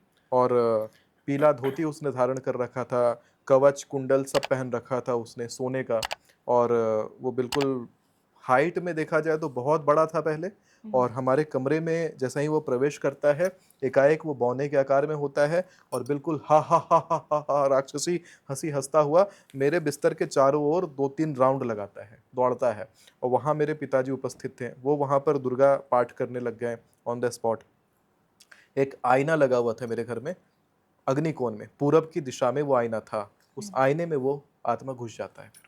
फिर जैसे ही दुर्गा पाठ चलने लगता है, आईने में वो चला जाता है। आईना एक बहुत बड़ा पोर्टल होता है। जब भी आप सोने जाएं तो आईना को ढक ले। आईना को ढकना बहुत जरूरी है, क्योंकि ये शक्तियों के लिए वो पोर्टल है। आईने में वो घुसा था, और मुझे आज तक वो पता है। वो आईना आज भी मैं देखता हूँ तो एक प्रकार से वो चीज़ मेरे दिमाग में रिफ्रेश हो जाती है। वो आईना आज भी मेरे घर पे है। ये सुमित जी एकदम बात सही है, क्योंकि एक बार होटल एक्सपीरियंस मेरे साथ भी हुआ था कि सामने एकदम आईना था और यहाँ पे बेड था। मैं पूरी रात नहीं सो पाई, मुझे ऐसा लगा कि मतलब कुछ प्रेजेंस है उस कमरे में, बहुत अनकंफर्टेबल सी एनर्जी थी वहाँ। पिछले बार जब मैंने आपके साथ पॉडकास्ट करा था, आपको याद होगा, मुझे खांसी सी हो रही थी बार बार। हाँ हाँ। वो खांसी का बहुत बड़ा कारण ये था कि कुछ ऐसी भी शक्तियाँ होती हैं जो ऊर्जा को मेरे से बहुत ज़्यादा ड्रेन कर लेती हैं। तो एक बार एक ऐसी शक्ति नोएडा में ही, उससे मेरा इंटरेक्शन होता है। मैं अपने होटल में था, और वो जो शक्ति है वो जो जो भी आत्मा है उसका चेहरा सफ़ेद था और उसने वस्त्र काले रंग का पहन रखा था। तो वो आत्मा मुझे घूर रही थी सामने मेरे खड़े होकर के। मैं जागा हुआ था और वो घूर रही थी। मैंने कुछ नहीं बोला उसको, लेकिन उसके घूरने के बाद ही मैं बीमार पड़ गया। 1 सप्ताह बीमार रहा, फीवर भी आया और लगभग 2 महीने तक वो खांसी का प्रॉब्लम मुझे स्टार्ट हुआ। जब भी मैं ऐसा कुछ बीमार पड़ता हूँ, मुझसे ये ऊर्जा कोई ड्रेन करता है, तो ऐसी शक्तियों ने ही किया हुआ है। कई तभी बार। आपने मुझे पूछा था लास्ट एपिसोड में कि रोशनी तुम्हारे पीछे कोई है क्या? हाँ, आपने मुझे पूछा दिखती हैं शक्तियाँ, मुझे दिखती हैं तो शक्तियाँ। तब सच में मेरे पीछे कोई था? तो झूठ थोड़ी बोलूँगा मैं। अभी तो नहीं है ना मेरे पीछे कोई? नहीं, अभी कोई नहीं है तुम्हारे पीछे। Thank God. चलिए, अच्छा सुमित जी, आप इतनी एक दिव्य शक्ति रखते हैं अपने साथ जो भविष्यवाणियाँ बता देते हैं या जो होने वाला होता है, हुआ भी नहीं होता है, उसका आपको पहले से एक अंदेशा हो जाता है ना? तो क्या ये बात सच है कि काली माँ या महादेव जी को सिद्ध किया जा सकता है? देखिए, कहते हैं कि प्रेम से देवता सिद्ध हो जाते हैं। एक बड़ा अच्छा आता है रील्स में, निर्धन कहे धनवान सुखी, धनवान कहे सुख राजा को भारी, राजा कहे चक्रवर्ती सुखी, चक्रवर्ती कहे सुख इंद्र को भारी, इंद्र कहे प्रभु राम सुखी, प्रभु राम कहे सुख संत को भारी, संत कहे संतोष में सुख है, बिना संतोष ये दुनिया है भारी। तो भगवान भी जो है वो भक्त के अधीन होते हैं। यानी जब आप भगवान को भक्ति से याद करते हैं तो भगवान सिद्ध हो जाते हैं। एक जगह श्लोक है, सिद्ध्यंतु चाटनादीनि वस्तुनि सकल्यानपि। आप अपने ईष्ट को सिद्ध कर सकते हैं और जितनी तंत्र में सारी चीज़ें होती हैं वो सब आपके लिए सिद्ध हो जाती हैं। आपको अलग अलग से तंत्र या मंत्र, वशीकरण का मंत्र, सम्मोहन का मंत्र, हाँ। विदेशवन का मंत्र, ये सब याद करने की ज़रूरत नहीं है। केवल अपने सबसे प्रिय देवता को मना लीजिए, अपने प्रिय देवी को मना लीजिए और सब कुछ एक बार में आपका सिद्ध हो जाता है। तो सिद्ध तो होते हैं। सिद्धि के कई सारे तरीके होते हैं जिसको आप भी करके कुछ चीज़ों को सिद्ध कर सकते हैं। जैसे छोटे मोटे मंत्र हैं, गायत्री है या आपके प्रिय कुछ मंत्र हो सकते हैं। सिद्ध करना हो, कभी कोई ग्रहण लगने वाला हो, ग्रहण लगने से पहले पूजा के आसन पे बैठिए और मंत्र जपना शुरू करिए और पूरे ग्रहण काल तक मंत्र आपका चलता रहे। ग्रहण जब खत्म हो जाए उसके बाद भी एक माला जप दीजिए और फिर उठ करके अपना नहाना धोना जो करना है करिए। वो मंत्र आपका सिद्ध हो जाएगा। इसी प्रकार से दीपावली की रात को आप खास संख्या में जो भी मंत्र आप जपना चाहते हैं, दीपावली की रात्र को आप मंत्र को जप करके उस मंत्र को सिद्ध कर सकते हैं। कई लोग इसमें कुत्ता काटने से जो विष हटता है उसके लिए मंत्र सिद्ध करते हैं। कई लोग सर्पदंश के मंत्रों को सिद्ध करते हैं। कई लोग इसी प्रकार से सर दर्द को ठीक करने का, कई लोग रोग को हरने का, कई लोग किसी को शांत करने का, कई लोग किसी को शक्ति देने का, कई लोग विद्या पाने का, कई लोग सर्व विजय प्राप्त करने का मंत्र सिद्ध करते हैं ऐसे ही मुहूर्तों में। लेकिन आप इन तरह की सिद्धियों का कमर्शियल इस्तेमाल नहीं कर सकते, ना कभी किसी को कह सकते हैं कि आपने ये चीज़ सिद्ध कर रखी है। जिस दिन आपने अपनी सिद्धि को व्यक्त किया अपने मुंह से, उसी दिन वो सिद्धि, वो शक्ति आपके पास से चली जाती है। दूसरे कोई कहेंगे कि आपने ये वाला सिद्ध कर रखा है, इनके पास जाइए और अपना काम करवाइए। तो फिर हमें पता जैसे इसी कैसे प्रकार चलेगा? से मैं आपको एक बात बताता हूँ रोशनी जी, ये जो जल है एक बार लाइए मेरे पास। इस प्रकार से जैसे ये बॉटल का जल है, मैं ना इसमें कुछ एक क्रिया करके दिखाता हूँ। इसको आप आचार्य जल कह सकती हैं। फिर इसके बाद इसमें मैं पॉजिटिविटी भरूंगा इस पानी में। आपको क्या चाहिए, जैसे कई लोगों को होता है कि आपको सौंदर्य चाहिए, आपको ऐश्वर्य चाहिए, या कई लोग होते हैं कि आपके आसपास कोई नेगेटिव ऊर्जा होकर के निकली है, आप चाहते हैं कि वो ऊर्जा से मुझे फ्रीडम चाहिए, यही चाहिए मुझे। आपको अच्छा प्रेजेंस चाहिए। हाँ। मतलब होता है कई नेगेटिव लोगों से मिल के आई हैं ड्रेन और आउट आप फील चाहती होता हैं है। कि दोबारा से आपकी ऑरा क्लींस हो जाए, साफ हो जाए। तो ये जो पानी है इसको पी करके या अपने आसपास छींट करके आप बहुत ही फ्रेश हो सकती हैं, आपकी ऑरा दोबारा से क्लीन हो सकती है। मैं उस प्रकार से इस पानी को अभिमंत्रित करूंगा।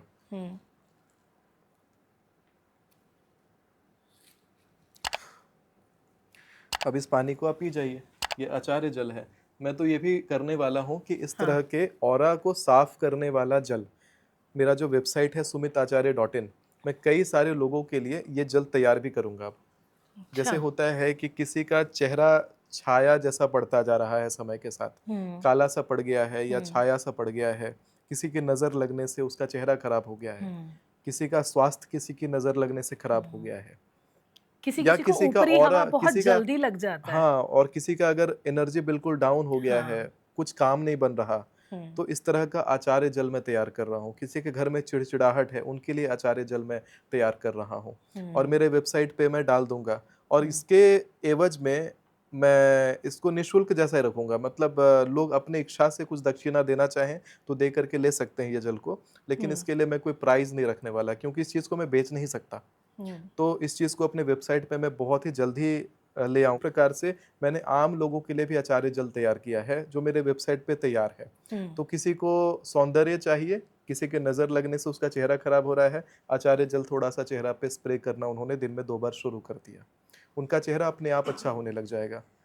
कोई एनर्जी से ड्रेन आउट महसूस करते हैं, उनका कोई काम नहीं बनता, घर में निकलने से पहले आचार्य जल अपने चेहरे पे स्प्रे कर लिया, जिस काम के लिए जाएंगे वो काम उनका बनने लग जाएगा। घर में प्रवेश कर रहे हैं, घर का ऑरा अच्छा नहीं लग रहा है, घर के दरवाजे के ऊपर आचार्य जल स्प्रे कर दिया और घर में कुछ जगहों पर स्प्रे कर दिया। तो ये जो सिद्ध किया हुआ जल होता है, इसका बहुत बड़ा काम होता है, क्योंकि पानी के अंदर मेमोरी होती है और पानी को पढ़ करके सिद्ध किया जाता है, और सिद्ध किया हुआ जल आपके जीवन में सकारात्मकता लाता है।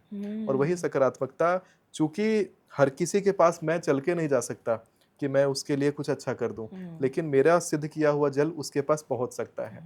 तो आचार्य जल मैं लोगों तक कोशिश कर रहा हूं कि अपने वेबसाइट sumitacharya.in के माध्यम से लोगों तक पहुंचाऊं। क्या बात है, मैं भी वहां से ऑर्डर जरूर करूंगी। जरूर, आपको तो मैंने दे दिया। हाँ, ये थैंक आप यू। अपने साथ लेके मैं जाइए। अपनी फैमिली ये मेंबर्स भले को भी साधारण दूंगी। जल है देखने के लिए, हाँ। लेकिन इसको मैंने अभिमंत्रित किया। नहीं, लेकिन सच में सुमित जी, ऐसे बहुत सारे लोग हैं मुझे लगता है जिनको इसकी ज़रूरत होगी, क्योंकि क्या होता है कि बहुत सारी मुसीबतें हम बता भी नहीं पाते बाहर कि क्या जी। क्यों हो रहा है ना? जी। अब जैसे फॉर एग्जाम्पल किसी ने कोई छोटी सी आपको बात बोल दी, तो हो सकता है आपकी ऑरा उस समय या इमोशनली आप इतना ज़्यादा थोड़ा लो फील कर रहे हो, तो हो सकता है कि कुछ नेगेटिव एनर्जीज आपको उस समय थोड़ा इन्फ्लुएंस कर सकती हैं। जी, तो और एक बस तरीके, आचार्य जल थोड़ा स्प्रे करिए, हो गया, नेगेटिव हाँ, एनर्जी खत्म। बिल्कुल।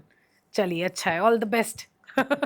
सुमित जी, हमेशा हम देखते हैं कि आप ना यहाँ पे तो तिलक लगाते ही हैं, लेकिन आपके जो राइट ईयर है उसमें भी सिंदूर रहता है, ऐसे क्यों?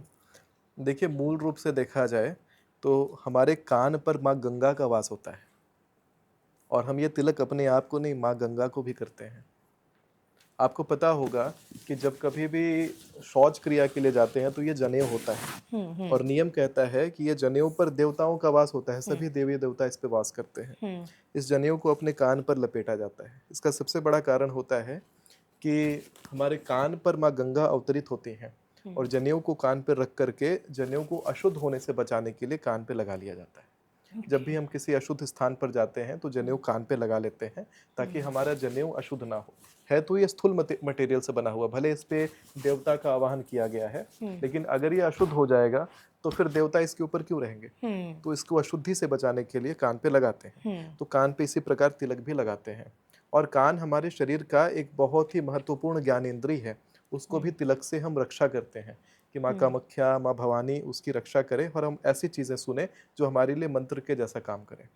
कंठ पे तिलक लगाता हूँ, हाँ, ताकि वाणी में सिद्धता हो। हृदय में तिलक लगाता हूँ ताकि प्राणों की रक्षा हो। नाभि पे तिलक लगाता हूँ ताकि संपूर्ण शरीर का संचालन माँ भवानी सीधा करती जाए। और पीठ के निचले हिस्से पे तिलक लगाना चाहिए। ऐसा करने से आप अपने मूलाधार को जागृत करते हैं। अच्छा, तो कुंडलिनी ऐसे तो जागृत हो जाएगी पूरी किसी की। तो वहाँ तिलक लगाने का बहुत मुख्य स्थान है, वहाँ लगाना ही लगाना चाहिए। पीठ के निचले भाग पे तिलक लगाना चाहिए। अच्छा, विभूत भी हम जब मंदिर जाते हैं ना तो थोड़ा सा खाते हैं, ऐसे क्यों? विभूत आप खा सकते हैं अगर आप भाव विभोर हैं तो। विभूत लेकिन ऐसे साउथ खाने में का, हर दूसरा इंसान खाता है मंदिर जाके। हाँ, भाव विभोर होकर के विभूत आप खा सकते हैं, लेकिन ये संप्रदाय अनुसार है। अगर आपके संप्रदाय में है कि विभूत खाना है तो खाइए, नहीं है तो नहीं खाइए। क्योंकि भारत में जो हमारा सनातन धर्म है, सनातन धर्म कोई किताब के सेट पे काम नहीं करता जैसे बाकी धर्म करते हैं। हमारा धर्म जो है वो हर किसी के लिए है, और हर किसी के गुरु के अनुसार, उनके आदेश के अनुसार पूरा परंपरा चलता है। तो उत्तर भारत के परंपरा में भभूत को खाते नहीं है, मस्तक पे लगाते हैं, क्योंकि ये जो भभूत है इसका मूल जो तत्व है वो है अस्थियां, शरीर की अस्थियां, जिसको भस्म किया गया है और वो भस्म को शरीर पे धारण करते हैं। और महिलाओं को भस्म मस्तक पे लगाना वर्जित है। माथे पे महिलाएं, सुहागन महिलाएं कभी भी माथे के ऊपर भस्म धारण ना करें, हमेशा कंठ पे लगाना चाहिए। चंदन भी महिलाओं को माथे पे धारण नहीं करना चाहिए, कंठ पे लगाना चाहिए। केवल विधवा महिलाएं अपने माथे पे चंदन धारण करती हैं। कृष्ण भक्ति करने वाली महिलाएं एक बहुत बड़ा गलती करती हैं कि वो गले में तुलसी माला धारण करती हैं। तुलसी माला महिलाएं तभी धारण करेंगी जब वो विधवा हो जाती है। शास्त्रों में केवल विधवा महिलाओं को तुलसी गले में धारण करने का कहा गया है, और माथे पे चंदन भी लगाने के लिए केवल विधवा महिलाओं को कहा गया है। सुहागन महिलाएं माथे पे सिंदूर धारण करती हैं, चंदन नहीं। आप दुर्गा जी का भी जब पूजा देखेंगे तो दुर्गा पूजा में भी माँ भगवती को चंदन कंठ पे या पैर पे लगा दिया जाता है। अगर भाव है तो कंठ पे या पैर पे लगाइए, चंदन माथे पे मत लगाइएगा, आपका सुहाग नष्ट होता है, आपका वैवाहिक जीवन खराब होता है। तो तुलसी माला और चंदन सुहागन महिलाएं ना पहने तो अच्छा है, अगर पहनती हैं तो दिक्कत है, उनके पति को भी कष्ट होगा। सुमित जी, हमको बचपन से ना यही सिखाया गया है कि जब मंदिर जाते हैं हम तो हम भारतीय पोशाक में जाते हैं, जी हाँ। है ना। तो ये कितना सही है कि छोटे कपड़े पहन के मंदिर नहीं जाना चाहिए, क्योंकि आजकल का जो यूथ है वो तो बोलेगा कपड़ों से कुछ नहीं होता, भाव इंपॉर्टेंट होता है, हम तो कुछ भी पहन के जा सकते हैं मंदिर। और फिर जब मंदिर के पुजारी कुछ बोल देते हैं तो फिर झगड़ा हो जाता है वहाँ पे। मंदिर में छोटे कपड़े पहनना क्यों मना किया है? ये तो गलत है।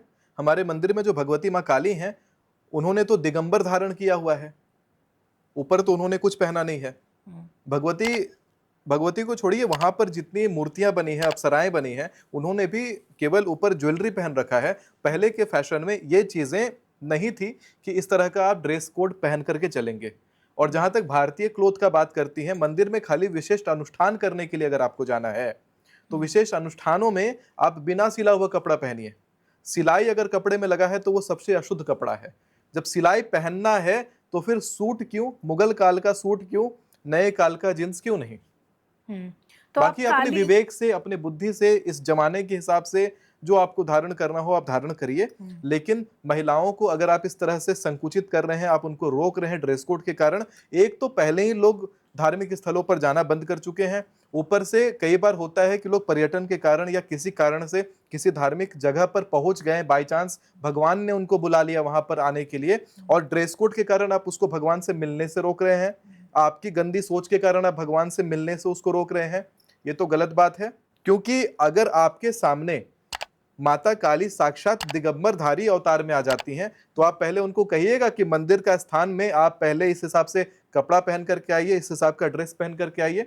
उनको जैसा मन होगा वो उस तरीके से जाकर के अपना भक्ति का भाव दिखा सकते हैं। बट माँ काली को हम भक्तों से, इंसानों से कैसे कंपेयर करके देख सकते हैं? वो तो फिर मुंड की माला भी पहनती हैं, वो तो उनके नीचे तो शिव जी भी लेटे हुए हैं, तो फिर ये सब कैसी बात है? मैंने माँ काली केवल नहीं बोला, मैंने और भी देवियों के बारे में बोला। तो वो देवियां हैं, और मैंने और भी अप्सराओं के बारे में बोला। अप्सराएं हैं। आप पहले की रानियों का स्कल्पचर देख लीजिए, आप अजंता एलोरा में स्कल्पचर देख लीजिए। बात यहाँ पर भगवान का नहीं है, बात यहाँ पर यह है कि भगवान उसी रूप में हम उनको चित्रित करते हैं जो हमारे समय का फैशन चलता है। भगवान कोई फैशन को फॉलो नहीं करते, भगवान तत्व उससे बहुत ऊपर हैं। अगर आपने भगवान को पूजना शुरू किया तो आप उसी समय के फैशन के हिसाब से भगवान को ड्रेस्ड भी पाएंगे। आपको क्या लगता है कि अभी के समय में आपको हो सकता है कोई देवी या देवता दर्शन देने के लिए आएंगे, तो क्या आवश्यक है कि वो पुराने 1000 साल पुराना कॉस्ट्यूम पहन करके आएंगे? वो एक नॉर्मल कोट पैंट पहन करके भी आपके सामने बैठ सकते हैं, क्योंकि ड्रेस कोड से बंधे नहीं है देवी देवता। आप फिर उनका जब चित्रण करेंगे तो इस हिसाब से करेंगे। नीब करोली बाबा को जब आप चित्रित करते हैं तो आप उनको मुकुट पहने हुए और कुंडल कवच धारण किए हुए चित्रित करते हैं कि एक साधारण व्यक्ति के जैसा कंबल लपेटा हुआ चित्रित करते हैं। जब आप आज के समय के हिसाब से देवता को देख रहे हैं, देवता आज के समय के हिसाब के परिधान में आपको दर्शन दे रहे हैं। कौन सा बहुत लंबे बाल थे नीब करोली बाबा के, कौन सा उन्होंने काजल धारण किया हुआ था, कौन सा बड़ा बड़ा तिलक धारण किया हुआ था जैसा पुराने समय में करते थे। आज के समय के हिसाब से ही, आपके कंटेम्पररी समय के हिसाब से ही देवता भी फैशन उसी हिसाब से धारण कर लेते हैं। आप ये समझ के चलिए। तो मंदिरों में जब चित्रण किया गया था देवताओं के ड्रेसिंग का, तो उस हिसाब, उस समय का वो फैशन रहा था। आज आपकी नजर गंदी हो गई है। अगर आप ही मिडिल ईस्ट में पैदा हुई होती तो आपकी थोड़ी सी आंख दिख रही होती तो उसमें भी आपको शर्म आने लगता कि हाय हाय मेरी आंखें दिख रही, हाय हाय हाय। तो हाँ। ये चीज आप करते तो ये यहाँ पे जरूरत है लोगों को अपना दृष्टिकोण बदलने का। यहाँ पर आपको ड्रेस बदलने का जरूरत नहीं है, लोगों को सुधरने का जरूरत है। अब देखिए हनुमान जी को छूने से मना कर रहे हैं महिलाओं को। क्यों हनुमान जी को ना छुए महिलाएं? वो उनके पिता नहीं है। माता और पिता को सेवा देना, माता और पिता का चरण दबाना, माता और पिता के चरण छू करके प्रणाम करना क्या महिलाओं को अधिकार नहीं है? हम कह रहे हैं त्वमेव माता च पिता त्वमेव। हनुमान जी आपके जैसे हल्के व्यक्ति नहीं है कि किसी बेटी के उनके चरण, किसी बेटी ने उनके चरण को टच किया और हनुमान जी का ब्रह्मचर्य खंडित हो जाएगा।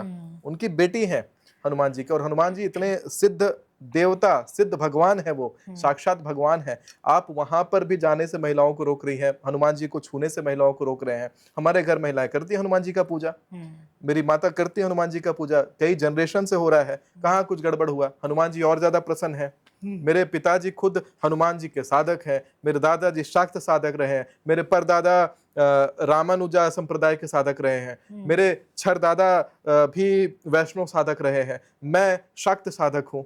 तो साधक तो हर प्रकार से घर में रहे हैं। हनुमत साधक, जब मेरे पिताजी माताजी हनुमत साधक हैं तो फिर उसमें दिक्कत क्या है? हनुमान जी को स्पर्श करेंगे और साधक भी रहेंगे। आप राघव चड्ढा को दिल्ली के सीएम बना रहे हैं सुमित आचार्य जी, बाकी राज्यों के सीएम का क्या हाल है? जिस क्षण में दिल्ली के मुख्यमंत्री का शपथ ग्रहण करा था दिल्ली की तत्कालीन मुख्यमंत्री रेखा गुप्ता जी ने, वो क्षण अल्पकालीन योग का समय था। इसी कारण से दिल्ली के मुख्यमंत्री रेखा गुप्ता जी अपना कार्यकाल पूरा करते हुए मुझे दिखाई नहीं पड़ती। अभी बहुत जल्दी में होने वाली एक घटना मैं बताता हूं। राजस्थान के मुख्यमंत्री भजन लाल शर्मा जी अचानक से अपने मुख्यमंत्री पद को छोड़ते हुए दिखाई पड़ते हैं। आपके राजस्थान के मुख्यमंत्री भजन लाल शर्मा जी अल्पकालीन योग में उन्होंने भी शपथ ग्रहण करा था, जिसके कारण से अपना पूरा कार्यकाल नहीं कर पाएंगे और वो मुख्यमंत्री पद को छोड़ देंगे। नीतीश कुमार जी की तरह वो केंद्र में पहुंच जाएंगे और राज्यसभा को ज्वाइन कर लेंगे। इसी प्रकार से मध्य प्रदेश के मुख्यमंत्री जी भी अल्पकालीन योग में उन्होंने शपथ ग्रहण करा था, जिसके कारण मध्य प्रदेश के मुख्यमंत्री अपना कार्यकाल पूरा नहीं कर पाएंगे मुख्यमंत्री का, और वो भी राज्यसभा ज्वाइन कर लेंगे, दिल्ली पहुंच जाएंगे। तमिलनाडु में स्टालिन जी की फील्डिंग सेट रहेगी ना ऐसे ही हमेशा? तमिलनाडु का मैंने गणना नहीं करा है। अच्छा। लेकिन मैं इतना जरूर बता दूं आपको कि उत्तराखंड के मुख्यमंत्री भी अपना कार्यकाल पूरा करते हुए नहीं दिखाई पड़ते हैं। तो ऐसा क्यों है कि अपना कार्यकाल कोई भी पूरा करता हुआ नहीं दिखाई पड़ कुछ रहा है? बहुत बड़ा अस्थिरता का योग उत्पन्न हुआ है। आपने देखा होगा कि जो पतित पावन ध्वजा है जगन्नाथ मंदिर में, वो जल गया था और उसके ऊपर चील मंडरा रहे थे। देश के सत्ता और शासन में उथल पुथल मचवा देता है। तो जो देश के केंद्र का भाग है, उत्तरी भाग है, वहां पर जबरदस्त उथल पुथल मचता है। बिहार में हुआ उथल पुथल, नीतीश कुमार जी अचानक से हट गए। मध्य प्रदेश में होगा, राजस्थान में होगा, उत्तराखंड में होगा, दिल्ली में होगा। इन राज्यों में अचानक से यहाँ के चीफ मिनिस्टर रिजाइन करेंगे या उस कुर्सी से हटेंगे और दूसरी कुर्सी को पकड़ेंगे। राजनीतिक उथल पुथल का ये समय है। आपने ये भी बताया था एक प्रेडिक्शन में आपके कि एक बहुत बड़ी नेता की वो हमारे फ्लाइट क्रैश है ना, फ्लाइट क्रैश होगा। हाँ। तो उस प्लेन में कोई नेता बैठे होंगे और उन नेता को हम खो सकते हैं उस प्लेन क्रैश में। इस प्रकार का योग दिखाई पड़ता है। 16 जून से 14 जुलाई वाला जो ड्यूरेशन है उसमें। तभी तो मैं मना कर रहा हूँ कि ना ये जो समय है दरअसल ये ना बड़ा ही विकट सा समय है। ग्रहों का बड़ा ताना बाना ऐसा कसा हुआ है उस खास ड्यूरेशन में कि काफी ज्यादा मात्रा में विमान हादसे देखने के लिए मिलेंगे। इसीलिए मैं कहता हूँ कि उस खास ड्यूरेशन में सभी को मिलता है ना, ट्रेन का कोटा मिला रहता है, इस बार ट्रेन का कोटा का प्रयोग करना चाहिए। सुमित आचार्य जी, ऐसे कौन से ग्रहों की युति होती है जो विमान हादसे कराती है? देखिए, मूल रूप से कई सारे ग्रह होते हैं जो इसके पीछे कारक बन जाते हैं। हाँ, आप देखिएगा 15 जून से 16 जुलाई तक मंगल का स्थान है वो बैठे रहेंगे सिंह राशि में, यानी सूर्य के घर में। सूर्य के घर में जब मंगल बैठते हैं तो वहां पर ये आग जैसा अग्निकारक योग बनाते हैं। और इनका जो अग्निकारक योग है, मंगल खुद में अंगारक आए हैं, अंगारक उनका शरीर होता है और सूर्य के घर में बैठे हुए हैं। सूर्य खुद अग्नि का परिचायक है। दोनों मिलकर के विस्फोटक योग का निर्माण कर देते हैं, क्योंकि उस समय सूर्य यानी कि जो राशि स्वामी होंगे सिंह राशि के, वो बुध के घर में बैठे रहेंगे। आपको पता होगा बुध और मंगल भी जब मिलते हैं तो विस्फोट बनाते हैं। यानी एक प्रकार से सूर्य का मिथुन राशि में बैठना, सूर्य का बुध राशि में बैठना 25% तक बुध का सिंह राशि में प्रवेश का फल देने लग जाता है। और उसी समय सिंह राशि में बैठे होंगे मंगल। मुझे दिक्कत इससे नहीं है, ये उतना अनस्टेबल योग नहीं है। अनस्टेबिलिटी आती है राहु से। राहु बैठे हुए हैं कुंभ राशि में, शनि के घर में, और शनि बैठे हुए हैं मीन राशि में, बृहस्पति के घर में। बस ईशान तत्व इम्बैलेंस हो गया। ईशान तत्व इम्बैलेंस होना, सीधा विमान हादसा। नॉर्थ ईस्ट, हाँ, नॉर्थ ईस्ट तत्व इम्बैलेंस हुआ, सीधा विमान हादसा।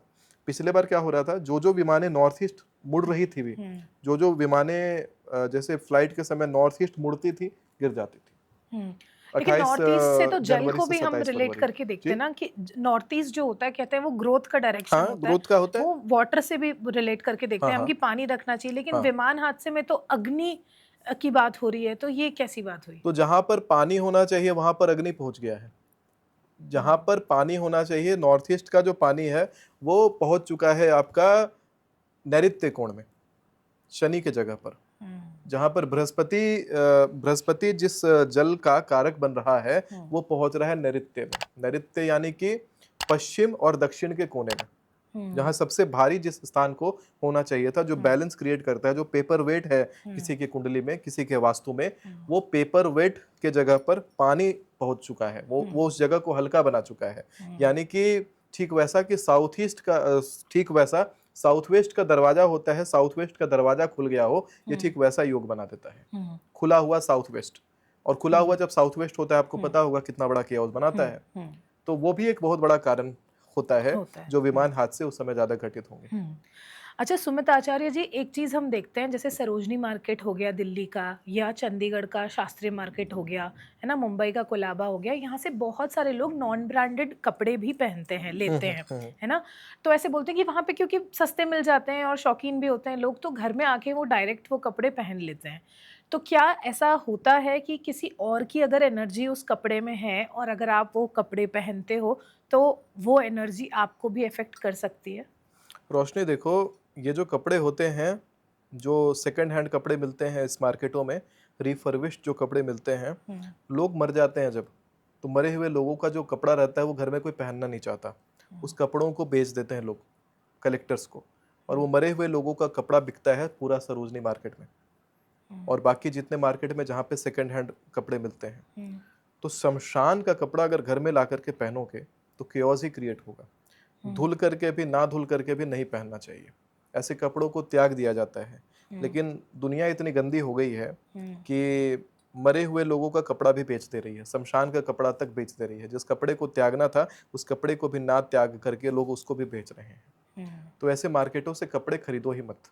आपने अगर कोई नया कपड़ा भी, कहते हैं ना कि चने के साथ में घुन भी पिस जाता है, तो कोई नया कपड़ा भी आप वहां से उठा के ला रहे हो, बाकी के वहाँ सारे कपड़े मरे हुए लोगों के कपड़े हैं। आपको अगर पता लग जाए कि ये व्यक्ति मर गया था, इसका कपड़ा यहाँ रखा हुआ है, उसके साथ में कोई कपड़ा रखा हुआ है उसके ऊपर, आप वो कपड़ा पहनना चाहोगे? नहीं।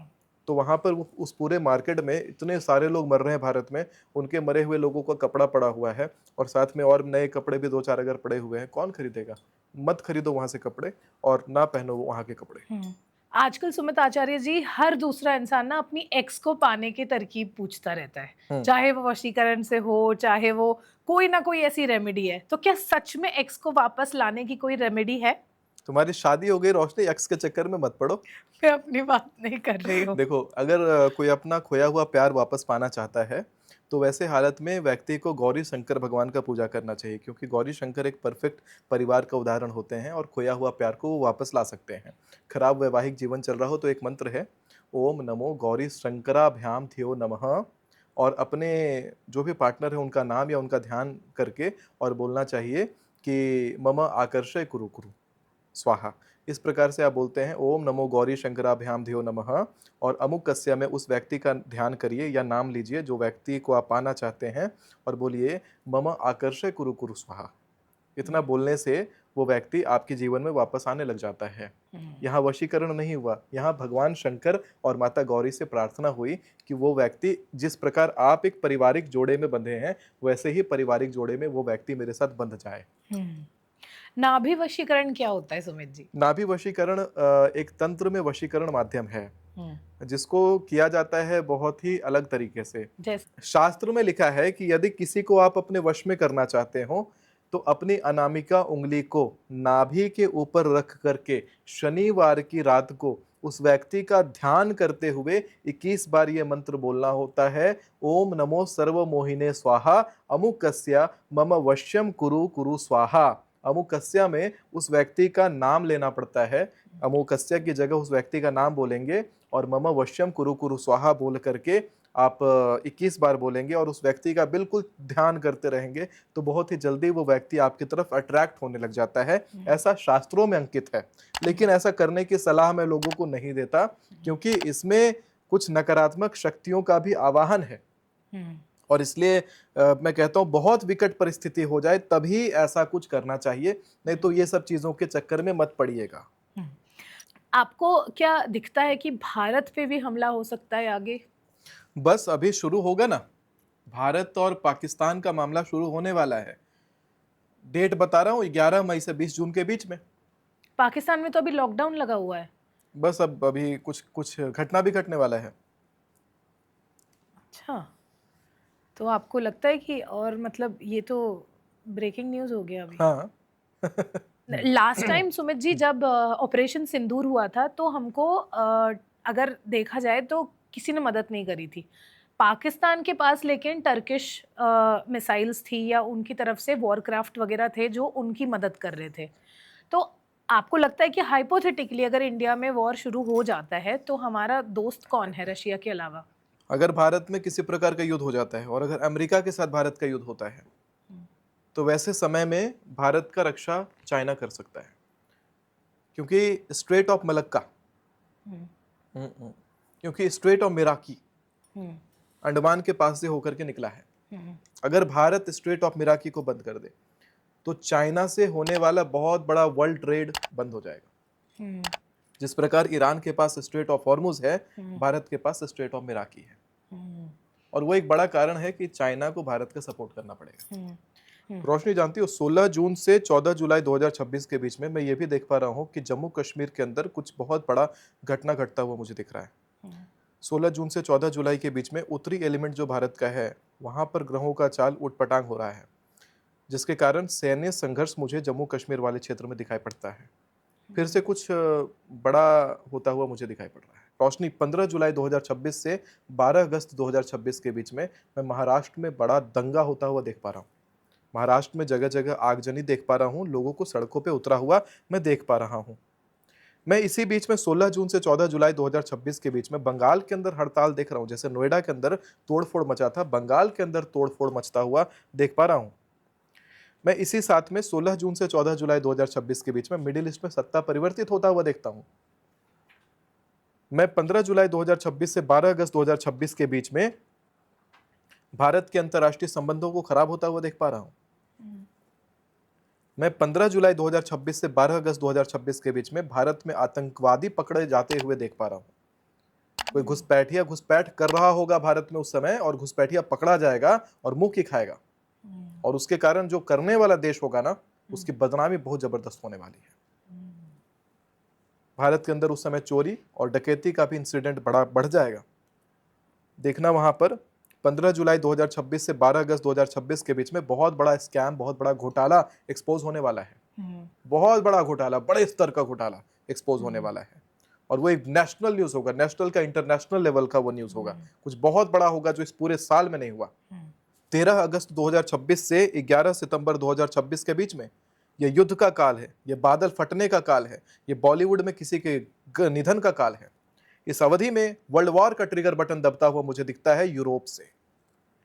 इस अवधि में मुझे यूरोप के अंदर गृह युद्ध ट्रिगर होता हुआ दिखाई पड़ता है। मल्टीपल यूरोपियन कंट्रीज आपस में लड़ रही होंगी, आपस में टकरा रहा होगा सब कोई। 13 अगस्त से 11 सितंबर 2026 के बीच में मैं बैंकों में क्राइसिस देख पा रहा हूं। आम जनता का पैसा बैंकों में फंसता हुआ देख पा रहा हूं। बैंकों में अपने पैसे मत रखना, पैसे निकाल लेना बैंकों से। गोल्ड और सिल्वर में अपने पैसे इन्वेस्ट करके रखना, बैंकों में पैसे मत छोड़ना मेरे दोस्त। आम जनता का पैसा भारी मात्रा में फंसेगा। मैंने मार्च के लिए भी ऐसा कहा था और मार्च में 900 करोड़ रुपए का एफडी लोगों का फंस गया बैंकों में। 13 अगस्त 2026 से 11 सितंबर 2026 के बीच में जम्मू, उत्तराखंड और हिमाचल वाला क्षेत्र में बादल फटने का योग है। भारी मात्रा में लोगों के क्षतिग्रस्त होने का योग है। मृत्यु का काल है, ये काल है, ये विकराल है। 12 सितंबर 2026 से 10 अक्टूबर 2026 के बीच में शेयर मार्केट में कोई फेक न्यूज एंटर करेगा और फेक न्यूज के कारण शेयर मार्केट क्रैश करेगा, कोलैप्स करेगा। शेयर मार्केट में पैसे मत लगाना। ये 2032 तक का समय ऐसा समय है, शेयर मार्केट में अगर पैसे पड़े हों, समझ लेना जिस योग में पांडवों ने द्रौपदी खो दिया था, तुम भी सब कुछ खो दोगे। शेयर मार्केट की एनर्जी ऐसी है जो जीवन के और पहलुओं को खराब कर देगी। शेयर मार्केट से 2032 तक दूर रहना है। जो सिखाते हैं शेयर मार्केट कैसे करते हैं, आप करिए, लेकिन अगर आप पैसे लगाते हैं, बर्बाद हो जाएंगे। 12 सितंबर से 10 अक्टूबर 2026 में बहुत भारी मात्रा में जनता का स्थानांतरण देख रहा हूं।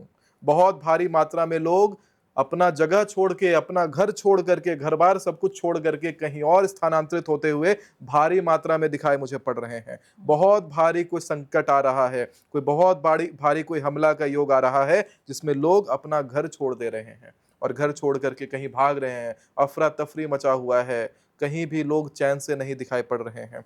बहुत बड़ा काल का समय है। 12 सितंबर 2026 से 10 अक्टूबर 2026 के बीच में बेघर होते हुए लोगों को मैं देख पा रहा हूं और बहुत भारी मात्रा में, छोटा मोटा 10, 4, 5 लोग नहीं, बहुत भारी संख्या में लोगों को बेघर होते हुए देख पा रहा हूं। 12 सितंबर 2026 से 10 अक्टूबर 2026 के बीच में मैं भारी भूकंप देखता हूं भारत के अंदर।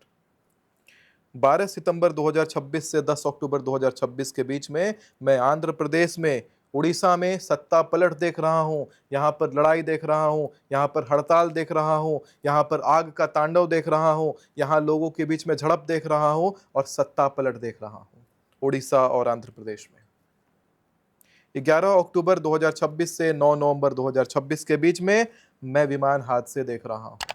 हर दूसरे दिन विमान हादसा होता हुआ दिखाई पड़ता है। इसी समय चीन के आसपास इंटरनेट बंद पा रहा हूं। वहां पर मानव अधिकार नियमों का उल्लंघन हो रहा है, लोग मारे जा रहे हैं और इंटरनेट बंद करके उसको छुपाया जा रहा है। मैं देख पा रहा हूं 11 अक्टूबर 2026 से 9 नवंबर 2026 के बीच में पश्चिम बंगाल में सेना उतरी हुई है। कोई बहुत बड़ा कांड हो रहा है वहां पर कि भारतीय सेना को वहां पर उतरना पड़ा है। सेना का तांडव दिखाई पड़ रहा है। 11 अक्टूबर 2026 से 9 नवंबर 2026 के बीच में मैं चर्चित पॉलिटिकल पार्टीज के गठबंधन को टूटता हुआ देख रहा हूं, अलग होता हुआ देख पा रहा हूं। 11 अक्टूबर 2026 से 9 नवंबर 2026 के बीच में दिल्ली में बड़ा उपद्रव मचता हुआ देख पा रहा हूं। कोई तांडव होता हुआ मुझे दिखाई पड़ रहा है, बहुत बड़ा कांड होता हुआ दिखाई पड़ रहा है। और 10 नवंबर से 10 दिसंबर के बीच में हरियाणा, पंजाब और राजस्थान में विदेशी गतिविधि से किसी प्रकार का खतरा देख रहा हूं, किसी प्रकार का मौत का तांडव देख रहा हूं इन राज्यों में होता हुआ, विदेशी कारणों से, घुसपैठ के कारणों से होता हुआ मैं देख पा रहा हूं। कुछ ऐसा रहने वाला है विध्वंसकारी ये 2026। तो हमारे साथ सुमित आचार्य जी बने हुए थे और उन्होंने तारीखों के साथ कुछ ऐसी भविष्यवाणियां करी हैं जो बहुत शॉकिंग है। हालांकि भगवान से यही प्रार्थना रहेगी कि भारत सुरक्षित रहे, हम सब सुरक्षित रहे। सुमित जी, पॉडकास्ट में आने के लिए बहुत बहुत धन्यवाद आपका। अभी जो ये आप पॉडकास्ट देखने वाले हैं, आप समझ लीजिएगा कि भगवान के द्वारा भेजा हुआ ये संकेत आप तक पहुंच रहा है। इसमें बताई हुई बातों को, जो डेट्स बताने वाला हूं भविष्यवाणियों का, उन डेटों को लिख करके बकायदा और कैलेंडर में लगा करके अपने घर में लगा लीजिएगा। और उस ड्यूरेशन में जो मना करूंगा ये घटना होगी, उस ड्यूरेशन में जब मैं कहूंगा ये काम नहीं करना है, वो काम मत करिएगा। और जब कहूंगा इस चीज को करिएगा तो जरूर करिएगा, फायदा होगा। लेकिन जहां पे डेंजरस वाली बातें हैं, जहां पे मैं देख पा रहा हूं आगे खतरा है, अपने अपने फैमिली ग्रुप्स में इस पूरे वीडियो को भेज ही डालिए। पता नहीं कौन सा इंफॉर्मेशन किसके काम का हो, किसका जान बचेगा और किसका जेब बचेगा, सब कुछ इस पॉडकास्ट में रहने वाला है। बहुत ध्यान से देखना है और सीरियस होकर के देखना है। हर हर महादेव कमेंट में अभी से लिखिए, और आपके मन में कोई प्रश्न हो मेरे लिए, पॉडकास्ट में कमेंट सेक्शन में कमेंट में भर दीजिए वो चीज़ों को। के लिए आचार्य जल तैयार है, जो मेरे वेबसाइट sumitacharya.in पर मिलेगा। आपको मेरे से कंसल्ट भी करना हो तो sumitacharya.in पर जाकर के आप कंसल्ट कर सकते हैं। आचार्य जल जो मैंने बनाया है वो आपके ऊपर से नेगेटिविटी को हटाता है। आप यदि किसी नेगेटिव वातावरण में होकर के गुजरे हैं, लगता है नेगेटिव ऊर्जा आपको इम्पैक्ट करने वाली है, आचार्य जल को एक बार स्प्रे कर लीजिए चेहरे पर। लगता है कि किसी ने नज़र लगा करके चेहरा खराब कर दिया, आचार्य जल स्प्रे कर लीजिए। घर से निकल रहे हैं तो आचार्य जल स्प्रे करके जाइए, आपका काम बनेगा। अभिमंत्रित किया हुआ जल, मंत्रों से अभिमंत्रित जल मैंने तैयार किया है आपके लिए, और ये आप ले सकते हैं अपने अनुसार दक्षिणा देकर के। इसका कोई शुल्क निर्धारित नहीं है, दक्षिणा देकर के आप अपने अनुसार इस जल को आप प्राप्त कर सकते हैं मेरे वेबसाइट sumitacharya.in पर। घर में क्लेश है, नेगेटिव वातावरण है, बच्चे पढ़ाई नहीं कर रहे हैं, आप उनके ऊपर जल स्प्रे करिए दिन में 2 बार। आप ज़बरदस्त बदलाव देखेंगे कि उनका पढ़ाई में मन लगेगा और घर का क्लेश वातावरण शुद्ध रहने लग जाएगा, अभिमंत्रित जल से, आचार्य जल से। अगर आप भी सुमित आचार्य जी से अपनी कुंडली दिखवाना चाहते हैं तो सुमित आचार्य जी के प्रोफाइल बायो में इनकी वेबसाइट sumitacharya.in का लिंक है, आप वहां से बुकिंग कर सकते हैं और आचार्य जल भी पा सकते हैं। हर हर महादेव।